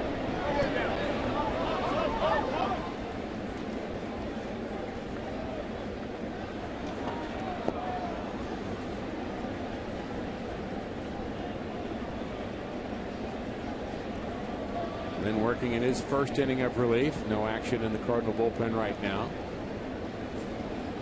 Expect that we might see him for a couple of innings. You would hope. There's a breaking ball hit in the left center field gap. It was a hanger, and it's down into the gap. Cut off by Rasmus. Throw in the second base, and he's safe there. Kind of a late jump by Ryan Hannigan. Giannis got the second before Hannigan got the third. Ball way up in the eyes, and he got it that much wood on it. Looked like Kobe playing around in the right center just slightly. Plugs the gap out there. Now runners in second and third. Lane will go out and talk to Lynn as Chris Heisey will pinch hit. Mentioned how good he was last year. 4 pinch hit home runs. He's 8 for 23 as a pinch hitter this year. And Joe Patini, bench coach. He's in charge of keeping track of who's in the game, who's not, who they have available, kind of handling the details for Tony La Russa. That's what the bench coach does. And Joe is a detail guy. He's a process guy. He runs a lot of what happens in spring training, runs batting practice every day. He's doing what the manager wants, but he's carrying it out. There's a lot more work, and like you said, the effort that and all the preparation in spring training is something that might be shocking. That's just that's play school stuff there compared to what you have to do in spring training. But you don't want to be wrong on that list. No. The manager looks up and he thinks he's bringing in a lefty to face. Of course, Tony's tracking that himself. I've seen times where, an errant lineup card at exchanging lineup cards at the beginning of a game, and ends up, costing you a ball game because you left somebody off, or you left a player off, and then you tried to bring him in, and he wasn't on your lineup card. There's a strike at the knees, and Heisey is called out. Good pitch from Lance Lynn. Painting the black down and away. Perfect. Heisey didn't like it, but it was strike 3. Nice job by the home plate umpire and crew chief Dale Scott. I think he's been consistent all night long. Haven't really had an issue with him, Al. And I know you love umpires. You know what? I do respect umpires. They have a very tough job, and they do an outstanding job. But one of my little pet peeves is that players have to maintain a certain level of physical skills that it doesn't seem like we care about umpires. That, is not talking about any of these umpires because it's a relatively young crew, Dale Scott being the oldest, but some of these umpires don't have the eyesight, they don't have the physical skills to be out there on the field doing a very difficult job, but you can see they're much better conditioned, and you don't want to see an umpire that, as the game goes along, he's been standing out there for 3 hours. He starts down in the squat, and then he has to stand. because he physically can't do it, and it changes the outcome of a game. They've really gotten a lot better at that over the last 10 to 15 years. And they're being compensated, so they should. They have vacation time. They have a extensive conditioning and things that they can help themselves. And the umpire makes another strike 3 call. Good job by Lance Lynn getting out of it.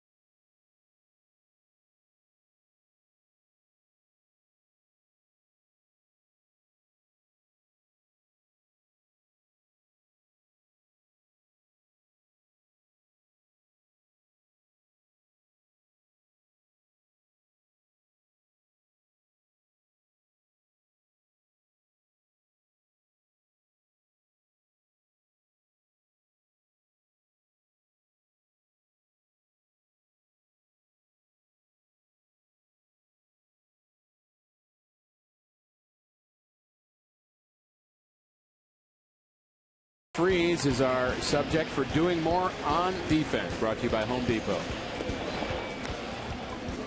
Nice play right here. Times an off-balance throw. Nails him at the bag. Nice defensive series so far for the Cardinals. There's a man that wants some fireworks. I think I know what he's talking about. There's fireworks from Chapman. Very, very interesting story. The Cuban defector got a huge contract from a small market team. They took a chance and looked like it was going to pay off. Had to get acclimated to baseball in America. Started off in spectacular fashion. Then he couldn't find the strike zone. Last time we saw him in Cincinnati was almost tragic. Put him on the disabled list, same down the minor leagues, got his command back, kind of eased him back, and he has made, I think, 4 appearances since returning. First 2 were kind of in non-pressure situations. Last one was closing out a victory, but he can throw 104 plus. There's a fastball at the knees, just 100. Berkman hitting from the right side, then Freeze and Rasmus. And they're going to have to dial it up quickly. He has a pretty good breaking ball, too. Yeah, he's got, it's more than just that fastball. Remember, they were telling me the first year that he came to the United States, he did not make the ball club. But the very, very long arms, huge hands that really get that whip-like extension and can, follow through. But they said he had a good breaking ball. But what a culture change going from the from Cuba to the United States. Good start. 101 miles an hour, up and in. Especially a ball up there, it's just hard to catch up to it. Well, you really can't look for an off-speed pitch with him. You're just going to have to adjust to it. You're going to have to gear up quickly. No, you look fastball, and then if he hangs one, you got a chance at it. Well, with all the struggles that he's had this year, Al, he's still a great investment opportunity for Cincinnati. You mentioned them going out on the limb to buy him and get him as a small market club, but I think there are a ton of teams that would like to have Chapman. Well, that's why it was very surprising that a small market team like Cincinnati paid the price, and it was something like $40 million. But Walt got his ownership to buy into the idea. Sometime maybe they'll make him a starter. But he is probably a player that most people want to come see pitch because they like to see that that board light up with the triple digits. This ball hit hard to right. Took a little off of that one. 99.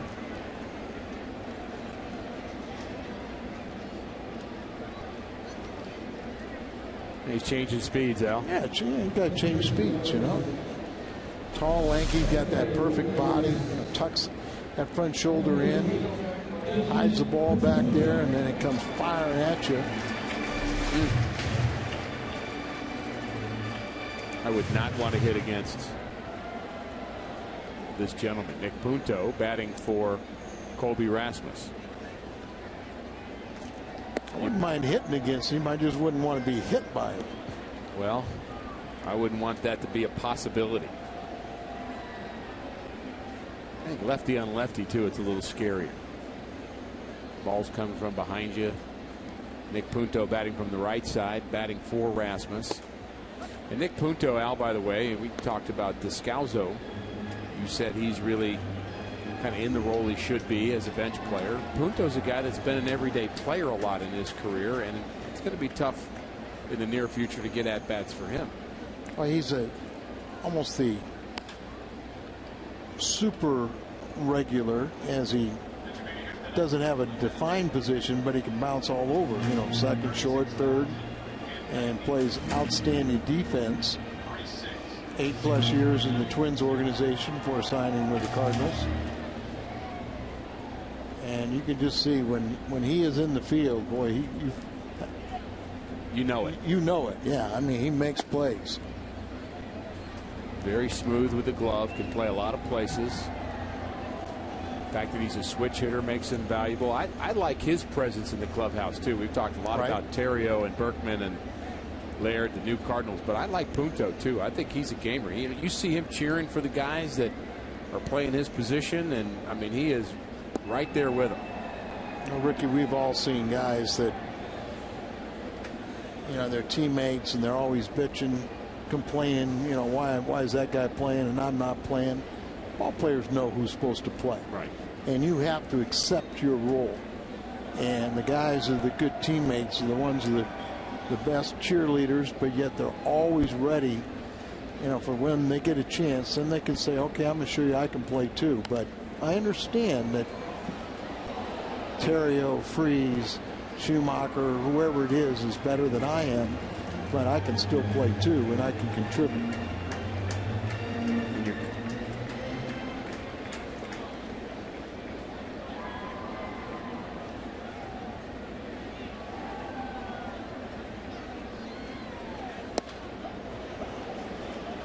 .101 right down central. Fun to watch him pitch. On to the 8th.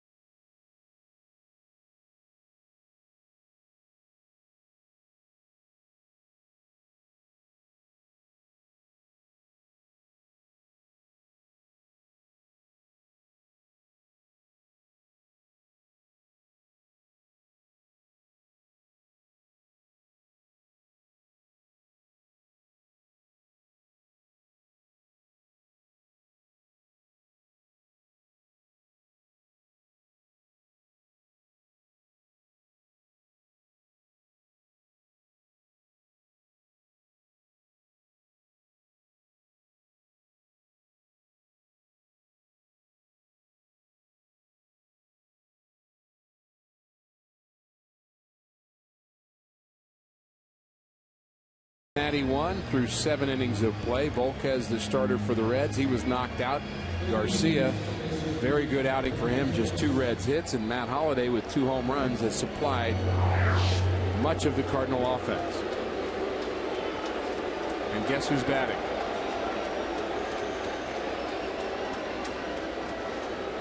Renteria. Who did you think it was? Oh, I thought it was Phillips. I thought it was Phillips too. Why'd they boo an Edgar? Because they thought it was Phillips. They tricked me. Looking at Matt Holliday. Now the cheer. Now the cheer. Oh, it's that guy. It's our good guy. That's funny. Renteria batting for Brandon Phillips. And he had a good sense of humor about that. He could tell, wait a minute, they're booing the wrong guy.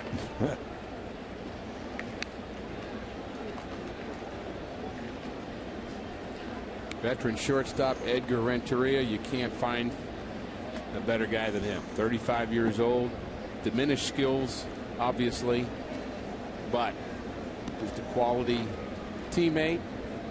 Cardinals really missed him. Leadership, you know, and they have a lot of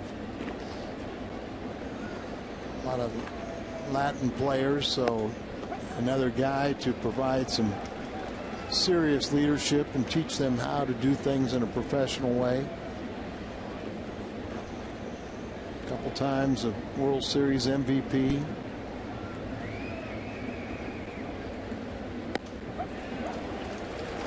And a strikeout victim tonight. Lance Lynn, second strikeout in his second inning of work. Took over for Jaime Garcia, and actually his third strikeout. And his third straight.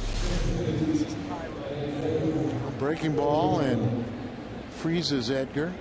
And another one of our former Cardinals that has done a nice job for the Reds, providing leadership, and coming off the bench is Miguel Cairo.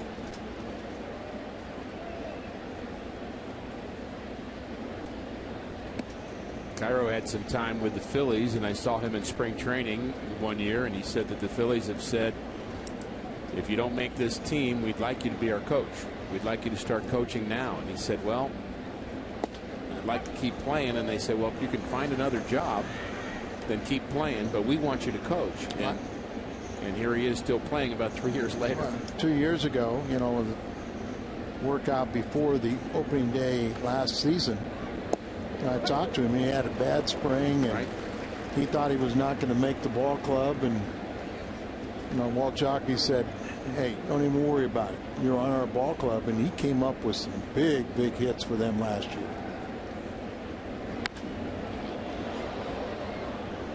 Another guy that really understands his role and appreciates, you know, every moment he's worn that professional uniform, and knows how to act off the field as well as on the field, and provide a lot of leadership for the younger kids.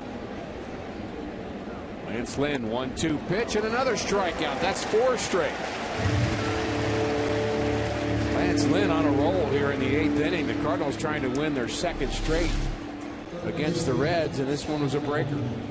Very similar, little breaking ball like to Edgar, but well off the plate, gets him to chase. I saw a little letter to the editor in the Post-Dispatch that Lance Lynn's not long for the Cardinals because he doesn't pitch to contact. He just strikes out people. Dave Duncan won't like him. I think Dave Duncan likes him. I think he does too.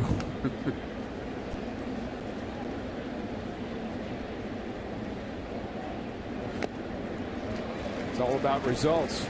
Tony's favorite thing to say, you either do or you don't. Yeah, I mean, what are they going to do? You know, you get people out, you know, they're going to say, well, we don't like how you do it, so we'll send you to another major league club. If you get strikeouts and you will walk a bunch of guys just to get strikeouts, Dave Duncan won't like that. Well, no, true. But he's not walking people. That's right.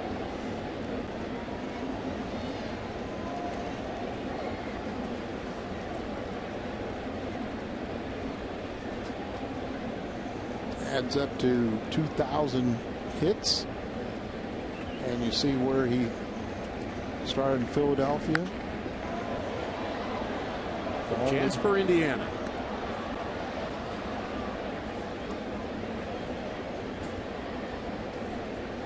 How about this? 3 straight former Cardinals, and 3 guys that we proudly say wore the Cardinal uniform. I wonder if they were ever in the infield at the same time in a game. Could be so, but Cairo at second. Could be Cairo at second. Edgar at short. Scotty at third. Let's not give him Albert too. Roland bounces out. 1-2-3 inning for Lynn. Bottom of the order for the Cardinals in the 8th.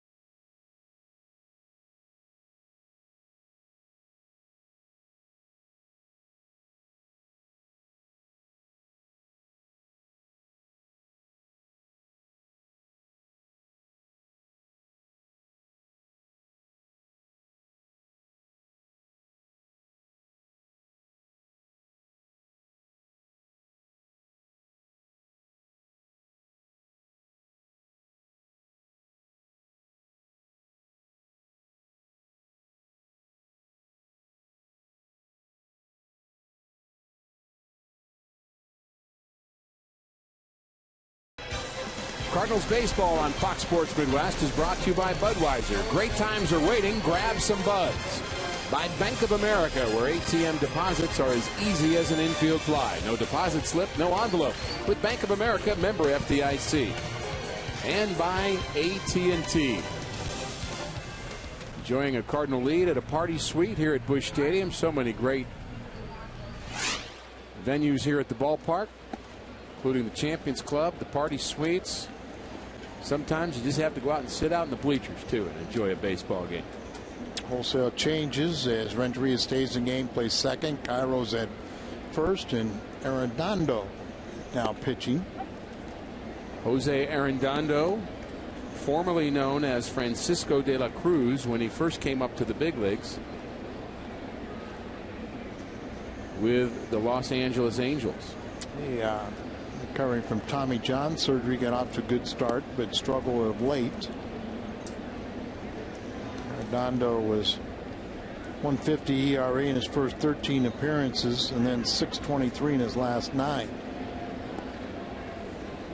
I'm still wondering why he wanted to change his name from Francisco de la Cruz when he was 10-2 with a 1.62 ERA as Francisco de la Cruz.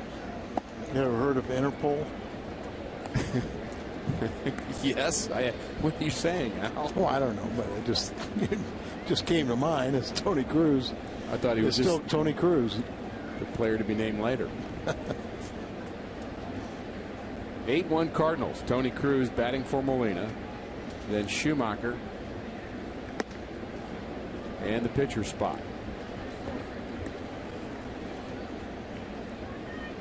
Lance Lynn outstanding in his 2 innings. You got Boggs warming up. You know, sometimes you just wonder why In today's game, a guy goes 2 innings, not going to be available tomorrow. Let him go 3. Not much of a difference. Good pitch by Arredondo.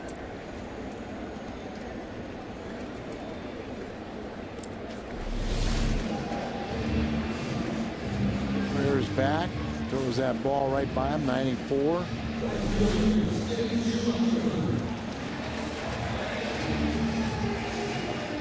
Schumacher doubled and scored in the 6th inning. The Cardinals scored 3 in the 6th after a 3 spot in the 5th inning.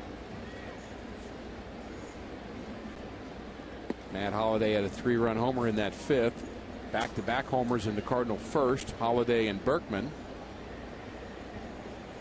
got the Cardinals the first 2 runs, and really that's all they've needed so far, but it's nice to get those extra ones. No doubt about it. Add on. Just pile on. Cardinals have a comfortable lead. You never want to take anything for granted, but 8-1 here in the bottom of the 8th. And good news in Milwaukee is the Diamondbacks are leading 7-1. So the Cardinals could pick up another game. And the Cubs are trailing 3-2, and maybe not as relevant, but it's always good to know when the Cubs are trailing. It's just always good news to Cardinal fans, isn't it? Right. There's the Cubs score. Cubs in the top of the 9th. Pirates. Soriano's batting. Pirates win again.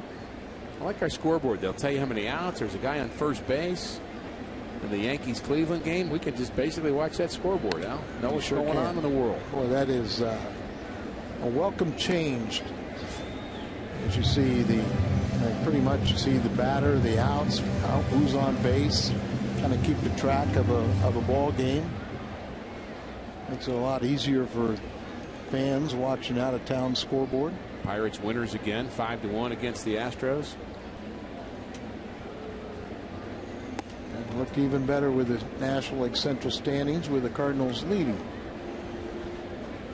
And of course, the way they played the last 2 games, they don't look like anybody could catch them. There's the standings on the right. Cardinals record at 46-40. Milwaukee a game out. Pittsburgh just a game and a half. What a great story that's becoming with Clint Hurdle and the job he's doing. They found themselves a very good closer in Hanrahan. And they had a sellout in Pittsburgh. This copyrighted telecast is presented by the authority of the St. Louis Cardinals. It may not be reproduced or retransmitted in any form, and the accounts and the descriptions of this game may not be disseminated without the express written consent of the St. Louis Cardinals. Kind of nice, too, that you can deplete your bench, get everybody in this ball game, but you're not doing it out of necessity. You're doing to give a guy, your regulars, a little bit of a break. And now the only guy left on the Cardinal bench is, I don't know if he'll ever make it. His name's Pujols. I've heard he has a future. Well, the Reds are really doing the same thing. They're emptying their bench too, but it doesn't quite have the same feel, does it? No. Descalzo, been a very good player, spot player for the Cardinals. Defense has been good. Offense has been good. Roland. Can't make the play. All hit, no field.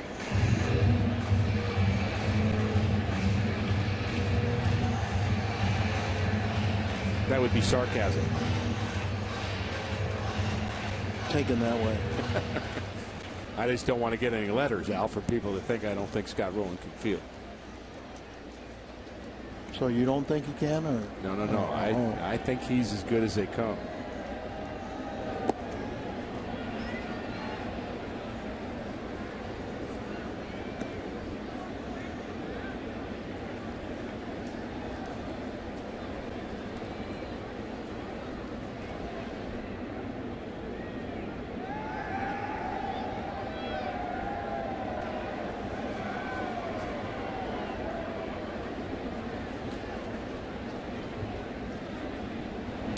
And a foul ball. 1-2 to Descalzo.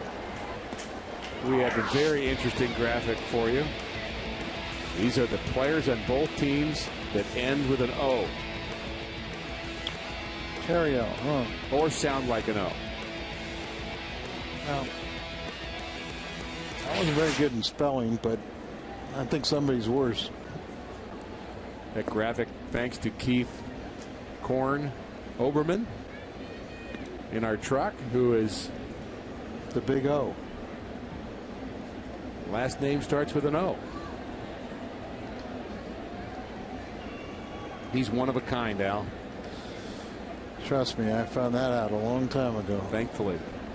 2-2 to Descalzo. His name ends in an O. And he hits that ball deep to center field. Stubbs, very good outfielder, runs down that fly ball. On to the ninth. Cardinals, comfortable lead.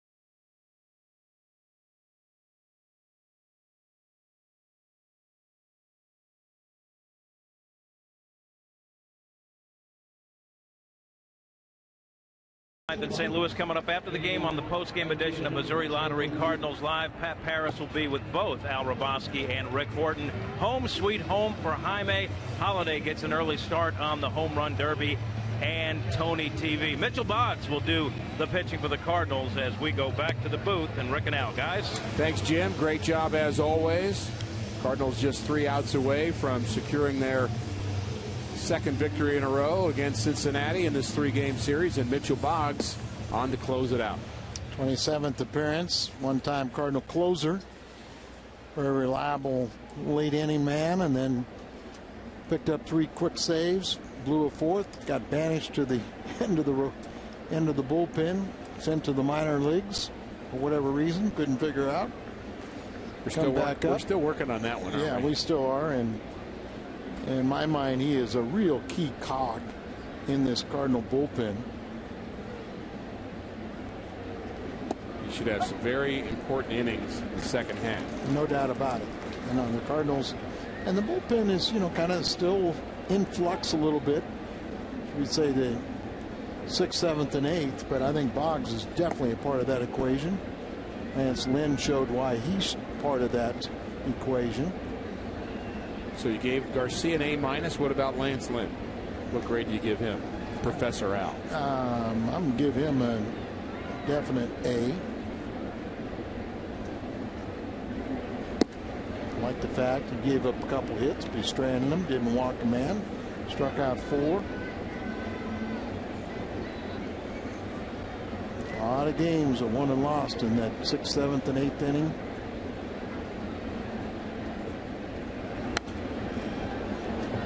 That's an area the Cardinals certainly are working on. They're working to address that. They've made some changes, and really probably some tough changes. You think about Tony La Russa, and it's really the Cardinal management having to decide to part ways with Ryan Franklin and Batista. That was not easy for them to do. I mean, it's a role that typically you'd like veteran guys down there, and the loyalty you have to a guy like Ryan Franklin that was your closer and all-star and did a great job, and things just didn't work out this season for him, but you try to stay with him a little longer than you that maybe you should, or trying to get him back on track.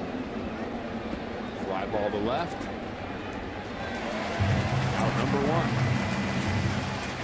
That was probably a very, very tough decision for Dave Duncan. That because you always want to see guys that that helped you have previous success. You want to help them to continue, but at some point there is a business and you got to move forward. Think about that decision process that surely has some input from Dave Duncan, but really between John Mozeliak and Tony La Russa, that decision's probably made at that level, and the coaches certainly give input, but you can fight for a player every once in a while when you say, no, we need to keep him, but you have a boss. You have a boss. Exactly right. And as much as we respect Ryan Franklin, I think it was time to move on, and hopefully in his case, if he still wants to play, he can catch on with somebody else and maybe just get a fresh start, and things will change for him, but probably was time to move on here.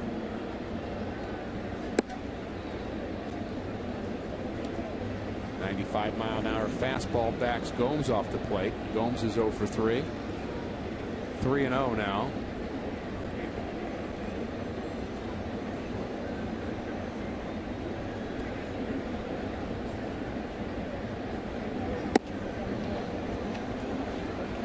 And he walks Gomes with 1 out.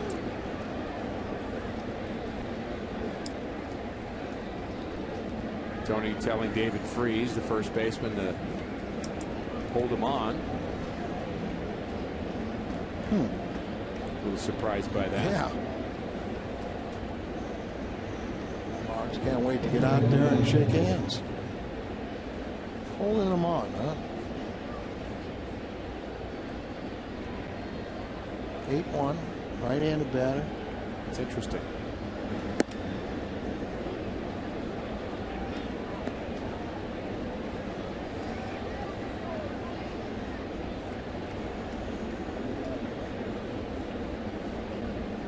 Take a strike here, Al. 4 straight balls. 9th inning. Well, you better be able to hit it out of the ballpark if you swing at it.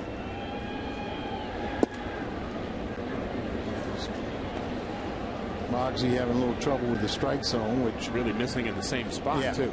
And so that's just sort of, you just think about throwing from the first base side, throwing across his body, and it's all just going right in on the right-handed batters.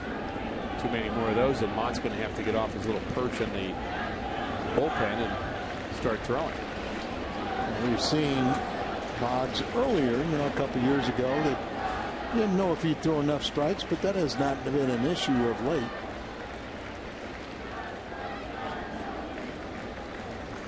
And it is a way to the Reds all of a sudden to think, okay, we got a loss, but they're going to let us right back in this ball game. Sinker just continuing to miss down and into right-handers. Dave Duncan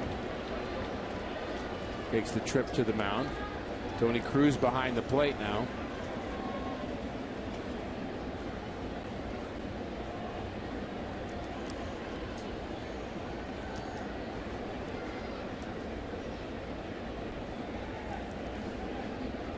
Encouraging words from Dave Duncan. Our player of the game is Matt Holliday. Hanging breaking ball. Was back in the first inning. And then we had back-to-back. Later on, he hits another home run. It's up to 12, 4 RBIs in this ball game for Matt Holliday. But it's time to close this one out. Paul Janisch, the hitter. And that's 9 straight out of the strike zone. You get your defense back on their heels. You just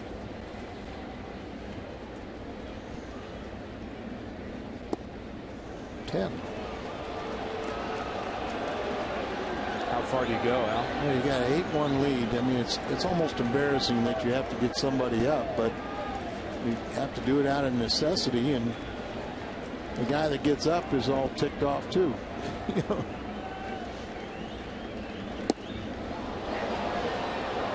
Not even close. 3-0, and he is really struggling with his release point here.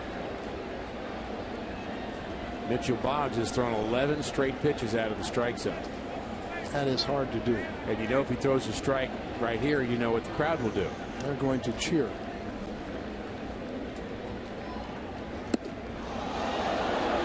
They don't get their chance. So they boo instead.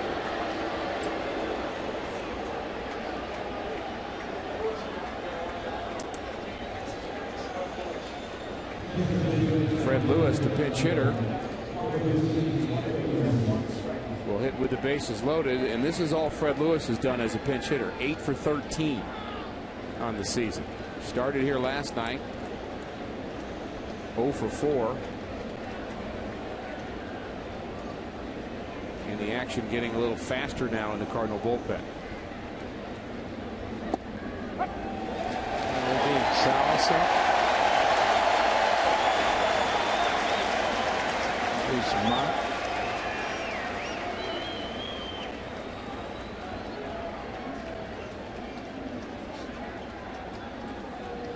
Changes to Salas. Now that's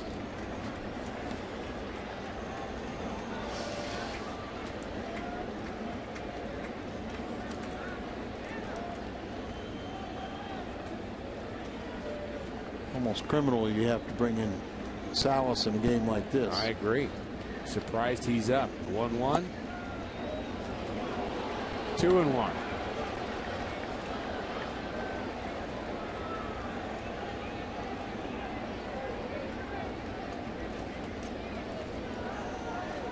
Most comeback wins in all of baseball.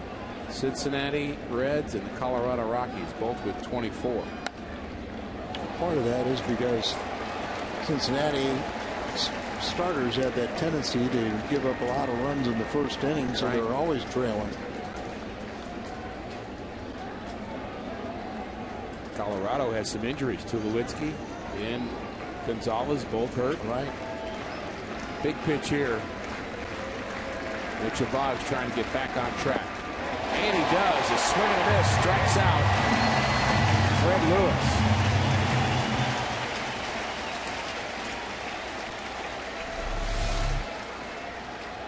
Breaking ball goes out of the strike zone.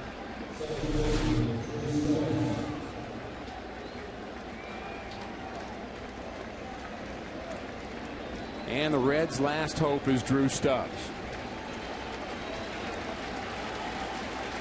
A bit of a tense ninth inning for Cardinal fans, but they are still excited. 8-1 Cardinal lead. Mitchell Boggs trying to close this one out. Strike one. Well, not the way Boggsy wanted to do it, but he still can throw a shutout inning, but a minimum of 25 pitches.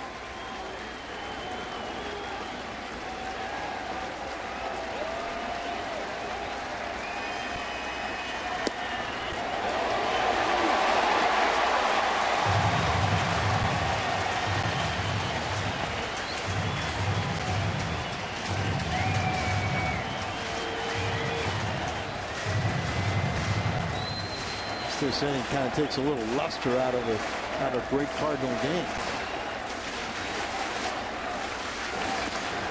And he got it. He did. He swung at it. Cardinals a winner, 8-1. The luster maybe not there, Al, but the end result still a Cardinal victory. Just an outstanding victory. Another series win at home against Cincinnati, but now you want the sweep tomorrow. Matt Holliday, the offensive star. Tony La Russa and his ball club have won the first two, and they have guaranteed that they've won another series against the Cincinnati Reds. It was Carpenter the winner last night. Tonight, Jaime Garcia goes to 8-3. 6 strong innings for Garcia. Plenty of offensive support. 2 home runs from Holliday, and Lance Berkman also homered. The longest home run in Busch Stadium 3 history. 8-1 is the final. Cardinals out hit the Reds 9-4.